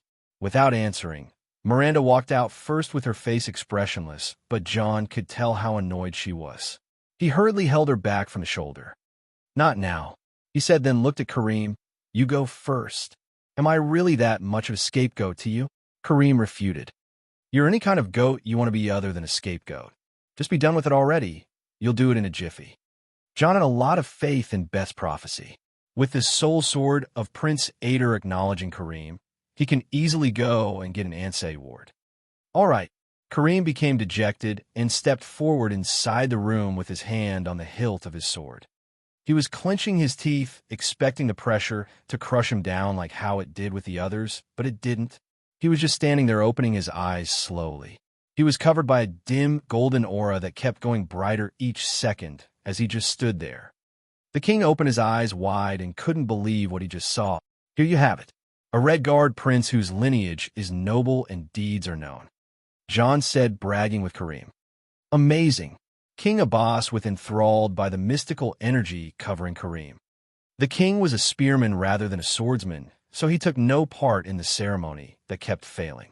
However, this was the first time in his life to regret choosing the spear over the sword when he was young. Hey, just get it over with already. We've things to do. John shouted at Kareem, and the latter woke up from his daydreaming. As he was about to go to the platform to carry an Ansei ward, he looked at the nearest person to him lying on the ground. A sense of justice and mercy kicked in him, and he got down to carry the man and walked him out. Seriously? John cringed at the politeness of Kareem and simply walked to the side. Kareem didn't stop what he was doing and rescued every man and woman affected by the pressure until he arrived at the last person whose hands just touched the platform. This was by far the most talented individual in the group to reach this far in the room. Prince Yazid, Kareem exclaimed. Prince Yazid, son of King Abbas, the heroic prince who led the fighters of Sentinel against the necromancers in the past couple of days, was here as well. Kakariyim? Yazid reacted to Kareem as he regained his consciousness slowly. Hold on, I'll get you out. As it seemed, Kareem and Yazid were friends and very close at that since the days Kareem was studying at the Academy of Sentinel. Such a reunion was a good motivator for Kareem to stick to the righteous path despite John's glares. As he was done, Kareem hurried to the circular platform once again. Once he stood in front of it, he started to feel the pressure that was fended off by this soul sword so far. Still, he managed to remain his ground and took one more step ahead. At that time, one of the statues reacted by glowing in blue light. You really have some good lighting effects here in Hammerfell. John mocked with a grin. The king snorted and kept focusing on Kareem. This blue light started to condense outside the statue on the right and formed a sphere which then morphed into the ghost of a person. A sword saint. The sword saint looked at Kareem and spoke some words that only Kareem could hear, He then disappeared, and the statue's hand opened, releasing the sword that fell down. Kareem seemed to be ready and picked the sword right away. Without any lighting or sound effects, he took the sword and went back. Hey, show me, show me. All of a sudden, both King Abbas and John held Kareem to a corner and started inquiring him about what the sword feels like and what did the spirit of the sword saint say. It was too much for Kareem, whose nervous attitude got the best of him and made him crash. Hey, get away from him. At that moment, Prince Yazid, who was resting on the side, got up and pushed the king and John away from Kareem. He is unaware of it, but he spent a lot of energy to save us all. At least give him a breather. Prince Yazid said. Just that made him go that pale? Humph. Kids these days. Back in the day, we would have swallowed a whole jug of camel ghee and patrolled the desert twice on foot. The king felt disappointed. That's very boomer of you. John cringed by King Abbas and lost interest in what happened. He still has 2 more candidates. You're up. He spoke to Miranda. The latter didn't say much and just walked into the room. She's angry at you? Did you make my sister angry? Miran questioned John in an angry tone, but John only shrugged his shoulders. Still, as soon as they looked up, they could see Miranda stumbling down and falling after the first step. Mira, sis. John and Miran rushed ahead, but stopped to the gate's limit. They were not sure if they could be of help there. Wait, I'll go. I'll bring her. Kareem stumbled up, staggering after he lost a lot of stamina. Rest first. John waved at him to sit and rest and kept thinking. Oomph. Alina would have done that without a hitch. From the back, Ela spoke. Yeah, but she isn't here now, and this was not supposed to go like this. John said. His words seemed to have leaked out loud, as the others were all looking at him. Wasn't supposed to go like this. Miran was the fastest to pick up. John closed his eyes, almost slapping himself for the tongue slip he made, but there was no escape already. Beth said, one of you will wield an Ansei ward. John said, Beth? She said that? Don't you trust the words of a little girl too much? What were you thinking? Miran was about to give John a lecture, but John hurriedly put his hand on Miran's mouth to shut him up. Wait. I get it now. John smiled. I knew it. He turned around to Miran and held him from his shoulders closely. I don't know why or how, but I remember her mentioning something about our thing. John said with maddened eyes. This is going to be fun. Ela said as she recognized John's about to fuck shit up tone. What thing? Miran shivered as he was aware of it as well. Our thing, silly. Whisper the gay scene whisper. It was a wonder how John's head reached this conclusion, to the point that the scientists of WIT, Winterhold Institute of Technology, from a 9th era failed to find a logical equation to conclude how John came to this conclusion in the biography of John Dare. Back to the 4th era, Miran shuddered from the thought and pushed John away almost immediately. Judging by John's superior physique, it was as if he was pushing against a wall rather than pushing himself backward into the Ansei ward's hall.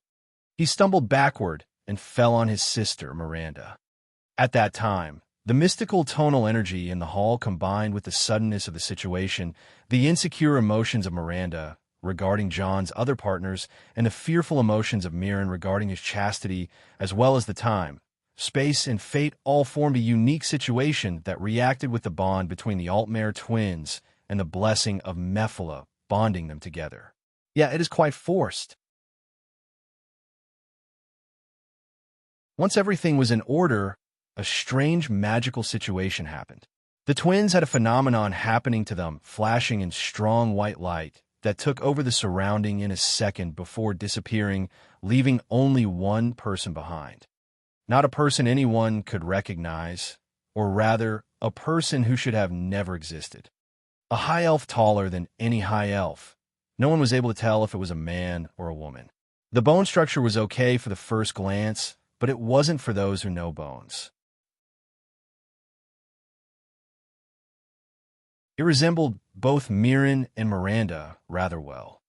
This person stood up under the pressure of the room effortlessly. Blessing of Mephala, aspects of duality. By the unforeseen blood that knows no limits, the one becomes two.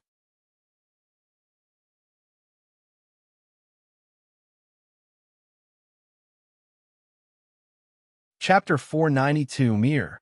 A double chapter. Big thanks to our new patrons. At Olivia Ferguson, D rank.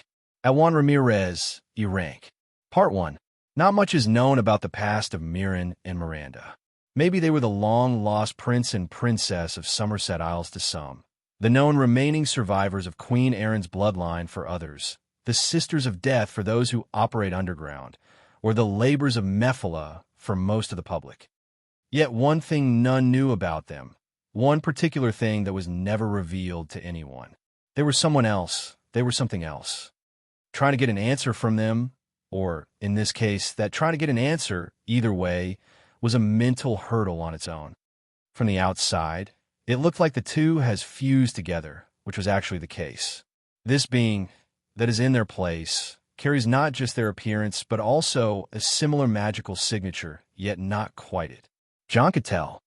Isha was looking at whoever the two fused to be, something that both Mirren and Miranda wished to avoid for some reason, but now, both her and John were just looking at them silently.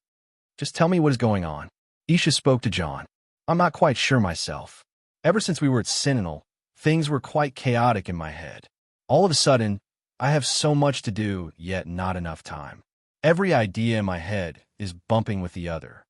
John complained with a long sigh. I don't care what is going on with your head, John. You've always been a crazy fella, so just get a hold of yourself and do something about them. Isha stood up violently and kicked John by his thigh. Mirren is all that is left to me. He is the last line that keeps me sane. Isha's words were not pained, but came from her core. I know. Mirren is my friend, and Miranda is my family. They are not in any danger. Isha, actually, they're safer like that. Who knows what the coming fight holds for us?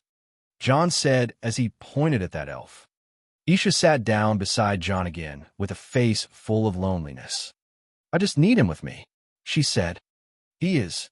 That elf that came with John sometime earlier was identified as what has become of Mirren and Miranda. Something logic can't explain. The elf was sitting with Nefertiti and Beth, who took an instant liking on whatever he or she is. John referred to the elf by it, meaning that he wasn't sure of what to call it. Innocent and full of energy, the elf played with the girls as if he had the same mental age, but from the previous conversation it had with them, John was certain that the elf was way wiser and knowledgeable than anything he came across. Just tell me how it went down. Finally, Isha was composed enough to ask the right question. Who are you? Where are Mirren and Miranda? Awakened from his shock, John aimed his staff at the elf.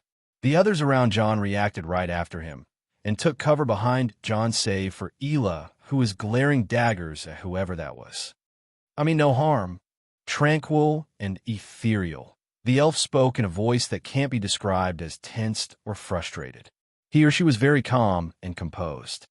The voice was soothing and the tone was peaceful. It made the other, even John, put down the hostile airs and heave a long breath. The situation calmed down as fast as it heated up. I don't get it. Is this the blessing of Mephala? You fused together? John started to see sense and took a step forward, halting at the doorstep of the Ansei Ward Hall. The blessing? Oh, right. I sometimes forget. It has been a long time since I made that pact with Mephala. The elf said in even a calmer voice than before, slow and peaceful. It was so innocent, so pure. If John was the man who controls the embodiment of ever major sin, then the elf in front of him was the complete opposite, and even much more. The elf was virtuous to the point that took John, only John, by a storm of feelings. Just what in the world? John shook his head, banishing all the strange ideas. Call me Mir, the elf said. Mir. Mirren, Miranda, Mir. The elf, or rather Mir, pointed out the similarities between the three names. John felt the irony in the naming and smiled with a face, still realizing it slowly, for even he was overwhelmed. All the magic I learned, all the knowledge I hoarded, yet I find myself but a toddler in front of the mists of fate, John said. His words sounded strange, but he surely must have understood something. I don't see through you, he said. Mir tilted as her head momentary before gazing aside and smiling innocently. I don't mean it. I know. The words were exchanged based on a certain degree of understanding between the two, so John found no reason but to get this over with. King Abbas. John spoke and turned to the king who was recovering from his daze. There's a lot going on. Aside from your politics and care for your treasures, I find nothing but to give you a promise. I promise you to return the wards, but as the situation escalated, we are in a hurry. In 3 days, the Crimson Ship will arrive near the coast of Hagov. A swarm of plague husks, undead, and all manners of monstrosities conjured by the cult of the Black Worm will attack us. It may or may not involve the reincarnation of the Worm King Mannimarco, and maybe some involvement of some malevolent Daedra princes. Call it doomsday, or whatever, but as my mind is very occupied right now, I will be forced to leave the mundane things to you. Ela, gather the Imperials and the Red Guard to meet us beyond the sands of Alakar in 2 days, and 2 days only. John was no longer role-playing the nomad or pretending to be the idiot. If he was to let the situation be clung on the appearance of the mysterious Mir for long, precious time will be lost. I will stay safe. Ela nodded, not asking much. Wait, hold on. I don't understand. Mannimarco? The King of Worms? The Crimson Ship? Why? The high and mighty King Abbas lost his composure, hearing the words John said. It was understandable. No king in the world would want to hear the name of the King of Worms in his turf, let alone the Crimson Ship and the husks it brings. John, on the other hand, had no time to lose. He still had to wield the Shihai of a sword saint and gain the acknowledgement somehow. He also had less than 3 days to fully awaken the Ebony Blade. Ela held back the king and with merely one hand and stared at John as he entered the room with Mir. I have a lot to ask you, but now, I trust that you won't fail me, John said to Mir. Of course. From what I recall, we are quite the intimate couple and even best friends. Ugh, you are giving me a shrink here. Oh, worry not. I am asexual. You told the king to handle everything, just like that. Isha wondered. It was his role, to begin with. Why do I have to hold everyone's hand? John said with an annoyed face. And the Ansei wards, I took one, and Mir took the other. It wasn't even hard. Whatever. All that aside, Mir, he is Miranda and Mir infused. Like the blessing of Mephala they always refuse to talk about. That's its effect? It makes them one stronger person? Isha asked. Does it? John wondered. Isha had a bad feeling about John's reaction and stared at him closely. John, whatever is going on, we can't let go of them. It has been the 4 of us since the start. Only 4 of us. What are you not telling me? Isha shook John. I'm not letting go, you dumb fool. John hit her hard on the head, without holdback. Whatever is going on, there's only one way to get a clear understanding of this. Let's ask him, or her. God damn it. Still confused, the two let out a sigh and looked at Mir, who was laughing innocently without any care in the world. It was as if his background was full of rose petals and butterflies. You can see it too? Isha asked. Shut the fuck up. John said, Hey Mir, a word. He called for Mir, who was playing among Nefertiti and Beth. Mir heard him and smiled even brighter, then stood up and came running towards them. Just before Mir could reach John and Isha, it stumbled in its steps and staggered down, falling on its face. Ouch! The two closed their eyes and let out a sigh in unison before standing up and giving him a hand. As Mir was pulled up, he stood happily and hopped on the two, laughing and hugging them at the same time. Zoe, huh? Looking at John as she was being hugged, Isha had a dangerous look on her face, telling John that this is mostly his mess to sort out. I know a good tonal frequency that can be produced by Sunder. If we can direct it to the head, we can bring back Miranda and Mirren, but I'm not sure of the consequences. John offered the most instant solution he could come up with. Shut the fuck up. She returned the insult to him and pushed away Mir. Look at the mess you made of your face. Be careful when you run. She spoke to Mir while cleaning its face and hair from the sand. Sorry, I was excited. This is fun, Mir said so purely. What is fun? John asked. Last time I went out, it wasn't easy to understand. Humans, elves, and beasts, people, in general, don't treat me well, Mir said while looking down with a wry smile. Isha looked at John, telling him, act nice if you want to save time. John sighed in return and spoke. People, in general, are hard to deal with. John said, I know, right?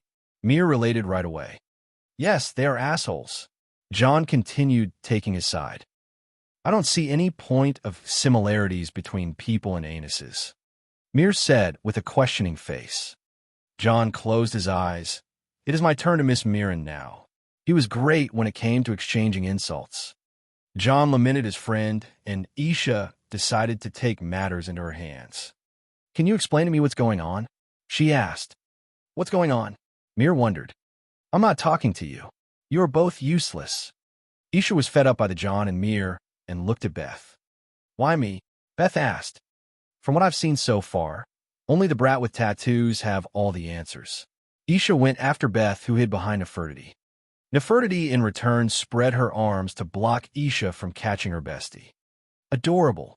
Isha wasn't taking no for an answer. She held Nefertiti by her head and Beth as well. Now speak. To Isha's shout, Beth felt somehow offended to be forced to work and snorted with an attitude. Only when Isha squeezed her head did she speak.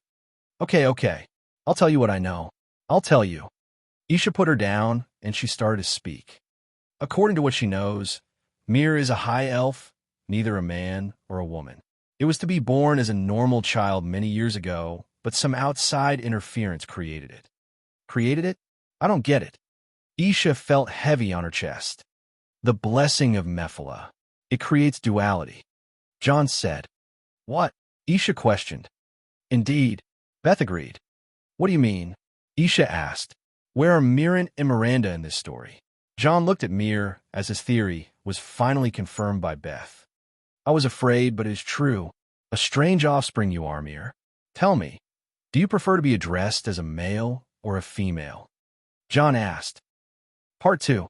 Mir gazed aside on the ground, as the question was a bit private to him, but feeling the urge from those who were around, he spoke. I prefer to be addressed as a female, but I don't mind being addressed as male. He said. Fine. Let's address Mir as a she or a he. It sounds like the Daedric Prince Bothia, who takes aspects of male and female, but it is more like the Daedric Prince Mephala and her anticipation Vivek, who prefers being androgynous. John nodded. Is that even possible? Isha questioned. Yes, the fusion made it possible. John nodded. But make no mistake, the fusion is not Mirren and Miranda becoming one. It is Mirren and Miranda, returning to what they are. John revealed something that was heavy on his mind and feared its possibility. Isha, whose mind was not ready for this, slowly descended on the ground and sat down speechless. Mirren and Miranda were not even themselves all this time. They were one person, and that is Mir. The blessing of Mephala wasn't inactive all the time, but rather always active, creating two aspects of duality, Mirren and Miranda. Isha looked up and questioned why, in an inaudible voice. John shook his head, not knowing how to explain things further. Once he turned to Beth, her answer was rather more disappointing. The bloodline Mir hails from is the bloodline of the most ancient Altmare family, the royal family Almarai. They're the purest blood of all elves and the closest to the elder elves, the Aldmer.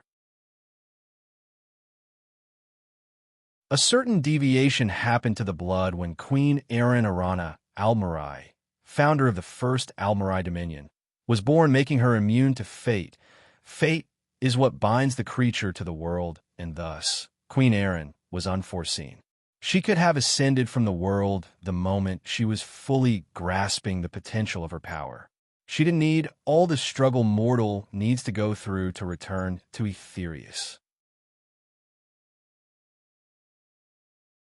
Mir is the strongest blood after Queen Erin, but as the unforeseen blood is immune to fate, no one can ever divine them through prophecy.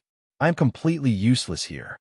Beth had a very sophisticated explanation about Mir's state and added, If you want to know more, ask Mir. Under the pressure of Isha's and John's gazes, Mir felt the urgency to talk. Crouching down in front of Isha, Mir looked at her eye to eye and held her face. You know, I love you. I love you the same way Mirren loved you. Mir's warm smile touched Isha, who leaned her head forward. Mir held her up close and turned to John. I love you as well. John snorted at first, then started laughing. You totally ruined the gay scene I had in mind, John said, and sat on the ground as well. In the middle of the core area of the Hunding Alliance camp on the edge of the Alakar Desert, Mir started to tell a story that started over 182 years ago. The story started with some high elf prisoners who were members of the Altmarai royal family, which fell to ruin after the Thalmor uprising that started on 4E22. The royal family that was on the run for many years and thought to have escaped was caught in Hammerfell, sentinel during the night of the Green Fire in year 4E42. At that time, these prisoners were a man and a woman who were to be the next king and queen of Somerset. Their names were forgotten in history, but according to the Thalmor, they're the purest blood of the Altmare. If cultivated, they could be transformed back to Aldmer, elder elves. The Thalmor at that time had many goals, but as elves, they sought out the return to their original home way before Somerset or Alinur. They wanted to return to Almaris, where those elves, who fell from favor becoming the low form they call Altmare, can attain their former glory and become Aldmer once again. They only needed an Aldmer to lead the way back. Aldmaris, also known as Old Aldmaris and Old Elnafay, is the mythical lost continent for which the elves are said to have originated. What befell Aldmaris after the Aldmer left it is an enduring mystery. Some claim that the angry gods of the Aldmer sank the land into the sea. Others that Aldmaris has left Mundus altogether and will not return until the races of Mare are reunited. The legends were unreliable, so they wanted to return to the source by recreating an actual Aldmer. Those Altmare man and woman whose blood was most pure were forced to undergo experiments by infusing magica and souls to their spiritual roots in brutal ways. But as the sources were not enough, the Thalmor researchers were forced to look for an alternative source of power. That was when one of them suggested using the energy of the most hated enemy of elves to cultivate those two purebloods. The energy of Jode and Joan, or the ones commonly known as the moon's Masser and Secunda.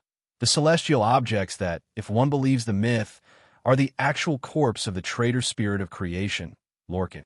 As the experiment took such a turn, the Thalmor took the two prisoners to Elsweir, exactly in the most important temples of the moons where the Khajiit worshipped the moons. There, an access to the lunar energy was created, and that energy was used to cultivate the man and woman to turn them into Aldmer. Yet it was impossible. The pair were quite old, already over 100 years old, each, even though it is quite youthful for high elves. No matter what, the two were impossible to mutate back into origin. But something else was an infant. A tender piece of flesh with a soft enough soul to undergo any change, and thus, the pair were forced to breed under the watchful eyes and the stinging whip of a Thalmor justiciar, and by the year 498, the woman was impregnated and separated from the man. She was put into a magical coma and was cared for extensively to safeguard the baby inside here, but the Thalmor were not the type to waste time on a child to be born. The experiments were kicked off once again on an unborn baby. Cultivating the bloodline, enhancing the soul, empowering everything there is to be. This child was being genetically enhanced by every magic there is to create something beyond normal, to create not just an Aldmer, but the most perfect elf ever existed. The energies of the two moons were drained on a massive scale as the experiment was succeeding in every aspect but there was a side effect that happened on the moons. They disappeared. The moons of Tamriel disappeared one night from the sky without any notice. This started in the same year of 498, and the event known as the Void Nights started from 498 to 4E100. 2 years the moons kept hidden from the world to mutate a child that was to be the future of all elves, the one who returns them to their home Aldmaris, their prophet and messiah, as the Thalmor believed. In those 2 years, that baby was enhanced in every way possible, and the Thalmor ignored the fact that all mortals are flawed. Their twisted imagination allowed them to think that an Aldmer is the most perfect being under Aetherius, the most beautiful, the most powerful, and the most exalted there is. They thought if the Aldmer were given the chance, they would have been able to reverse the creation and ascend back to Aetherius. The arrogance and the vanity of the Thalmor were what created this being they wanted to attribute to their origin being Mer, elves, so the child was called Mir, the genderless infant who was to be the god they would worship when it reaches power. Years passed for Mir to become, but a child raised by a group of extremists. They wanted to teach him things about their way, but that child was already knowledgeable since the day a child could speak. It was a miracle that boosted their arrogance a mile. But the thing is, this child was too knowledgeable. Truths that should never be known, ugliness about the world, lies, and deceit. The child who was created to be the most pure of all things hated each and everything the people around him stood for, yet how can a flawless creation, such as Mir, come to act upon hatred? He was simply incapable too. He was flawed. Mir sought out salvation of his flaws. Mir sought out to be ordinary, and one day, when he was gazing at the reflection of moonlight cast on the sea at a shore near one of the most dazzling palaces in Alinar, he just spoke. "Haven't you been watching me for too long?" To the question Mir asked to thin air proved to have answers. "And what do you want me to do? You can unhear my whispers, you can refuse my calls, you can unthink me of your surroundings, and I won't appear to you. So you talk. So you finally have a wish." The answerer asked him what he wants. "In me, I can't. I know." Mir's wish was to never exist. "Your ideas are simple. You are still taking the form of that child you are. You are free of form, gender, and fate itself. Why don't you come to oblivion? Be one of us." The voice asked. "It is lonely." Mir said. "Us? The Dater princes? Lonely?" Mephill was fed up with games. "Yes, very lonely. Don't be offended. Loneliness is my craft. I never knew a thing or a one. I don't want to be lonely anymore. Can you make that happen? I could be around you. I don't want you. Oh, you are breaking my heart." Mephill took all forms that can sway even the coldest of hearts. Women of all sorts, men of all kinds, children, pets, creatures, but Mir was unfazed by any. But one thing moved Mir, and it was as if the world showed something Mir never thought of. It was when Mephill split into two, a male and a female. Mir's eyes widened, and he looked at his two hands. Mir wanted desperately to be something more. "Is that so? You like that?" The pair, that is Mephill in front of Mir's eyes, questioned in surprise. Yes. Mir couldn't think of a better solution. How simple. Mephill returned to the form she preferred, a woman with spider-like features. "Will you?" Mir asked. "I will, but you owe me." Since that night, something changed about the whole being. That is, Mir, for the curiosity of Mephill, was drawn to the being that has no string attached around him whatsoever. The strings that Mephill feeds on, which are the bonds of mortals. But that night was not just the night when Mir fulfilled a dream of his, but was also the night when the faction of the Thalmor that created him fell to another faction of Thalmor over a power struggle.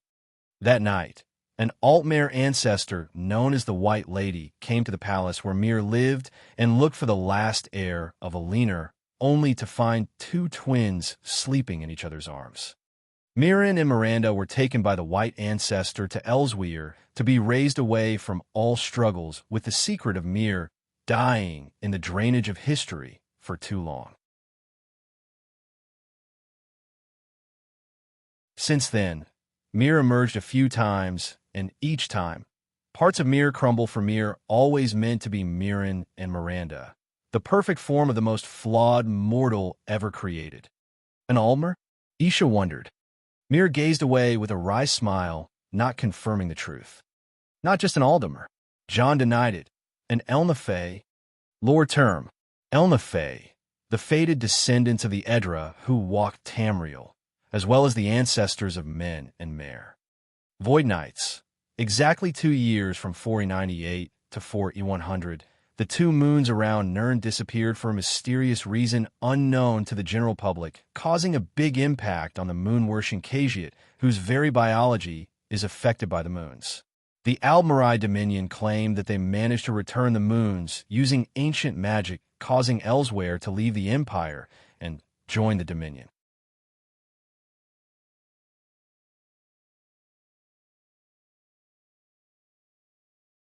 Chapter 493, Powering the Blade.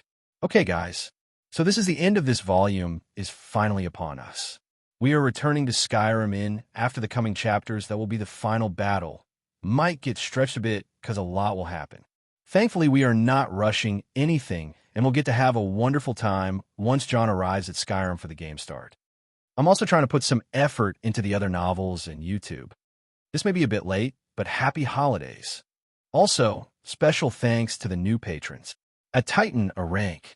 At Bryce Brown McDonald, C rank. Time was of the essence. With all the mere drama going on right now, Joy needed an alternative distraction and take time for himself. Only 2 days were left for the upcoming catastrophe, and he was getting ready the way he knows. Take the sword, take it, and it will give you power. All the power you need, you will stand on top. John kept whispering like a demon while hiding in the shadows. Away from him was a man staring at a blade he discovered in the sand. The blade was made of ebony, designed like an Akaviri no Dachi, that its like was rare, only seen by chance on any ship drifting from Akavir. The man was hesitating to feel the sword due to its sensation. It was too foul for even a worm necromancer like him. To make such evil submit, one needs a lot of willpower and insane level of handling. Yet it was so tempting. These voices made it sound like it is only a matter of time before he becomes able to wield the sword properly. Damn you! The man wanted to break free from the voices, but a certain luster on the sword materialized into a strange substance and gave a strong luster. Every cell in the man's body reacted to that luster and admitted every truth. Yes, I want power. Yes, I want to stand on top. Yes, I want to surpass the Worm King. Truth, it is a scary weapon. Those who submit to the truth and abide by it are trustworthy people, honest and respected by everyone, including their enemies. But it gets very ugly when the truth manipulates the desire. Every man is flawed, and that's the point of it. Without flaws, there is no chance for advancement, evolution, or error. Life is but a long line of balancing oneself on a straight road, wary of all the wrong, turns completely blind of what's ahead. By that, then how easy it is to give a man one slight push. And here where lust displayed its terrifying potential, the ability to control another human being. The power known as truth inducement was slowly realizing its potential and taking steps into evolution to what it truly was intended to be, a catalyst of desire. The mortal man found no escape but to hold the sword in the end. By the following 6 hours, the man murdered everyone he considered close or a friend. Heartless they may seem, the worm cultists had families and inner relations within the ranks of the cult. It wasn't anything devious or satanic, but rather normal families that sat together for meals and performed their religious practices together, dark as they may seem. It was just a cult made or mortal people most of the time. Yes, they damned their souls to Manamarco. Yes, to perform rites and magics that involves the infliction of self-harm. And yes, they are willing to offer their entire families for their dark faith. Still, if things weren't for the cult, they wouldn't risk a thing. Thus, seeing everyone he considered close lying in pieces, cut in shreds, and sliced in parts, the man was at his wit's end. He gained power, but on what cost? The answer would have been figured out if not for a black shade circling around his neck, and without even knowing, his head was far from his body. He didn't even realize he was killed, and his ghost faded in a state of agony, unrest, and questioning. Nefertiti stood away from the man's head and opened a portal in the shadow for John to step out. Remind me again, why do I have to help you with the dirty work, Homan? Remind me again, why not? Earn your keep, girl. Ugh. John teased the cat that jumped on his shoulder and walked to the ebony blade. that was lying on the ground of the ruined house. He just did a devious deed that involved a man killing his brothers and sisters of the cult. The first time did John let his treasured blade fall into other hands, so they awaken it by sacrificing their relatives and friends. His first victim was a man from the cult who was seen as a great work knight and a zealous servant of Mannimarco. By shrouding the ebony blade with a lust, the temptation of the already very tempting blade was multiplied by another fold, and no man could withstand it. Yet, things weren't as smooth as John wished. He felt the temptation of the blade being much stronger than before. He always kept the power of the ebony blade, not too high to affect him, but now he was going as fast as he could to awaken a blade that is known to be the most powerful and dangerous sword to be wielded. What will happen if he awakens the sword for the final time? Will he be turned into a crazed person, not able to contain the bloodlust of the blade? Will the blade control him? John wasn't willing to risk it, but he ran out of options, and time as well. His next victim, or rather the blade's next victim, was not so far from him anyway. This time, the blade will awaken for the 9th time, and it will be far too risky to hold it close. This time of all times, John had too much to stress his mood and keep him thinking a lot of time. Hillman, you still worried? And what in the world can worry me? Mir, that is what makes you worried. Nefertiti's words were right on the mark. She is already a part of him, so getting into his head and the other way around was as easy as controlling one's senses. I'm a bit concerned. Mir, the origin of Mirin and Miranda. It was too much of a blow to both John and Isha, especially Isha, who was going through one loss after another. After discovering that Mirin and Miranda came from the same being that is Mir, John kept thinking of what it is that happened to Mir. A docile person with so much power and potential only wants to submit that power and split his own being into the two images it created from itself, even with the option of being an almighty being on the table. Elna-Fae, the word itself was mysterious to anyone but John. A phase of mortality hardly remembered by the inhabitants of this world. The phase of the fall, the actual fall of the original spirits that created the world. The Thalmor faction that was responsible for creating Mir was too arrogant and too self-centered to the point that led them to such feat in creating what they always thought they deserved to be. Almighty and powerful, yet at the same time, empty and hopeless. So that was it, John thought. Being born like that, the original spirits were no creators but creatures. They simply were the ones who came before, and mortals originated from them. That is known, but there was a common understanding in such a world that going forward, advancing and reaching evolution was impossible. They were perfect, almost perfect. Imagine if you start with everything, all things, and no need at all. What sort of existence do you wish to be? Wait, will you even wish? Wish. Do you have the audacity to wish?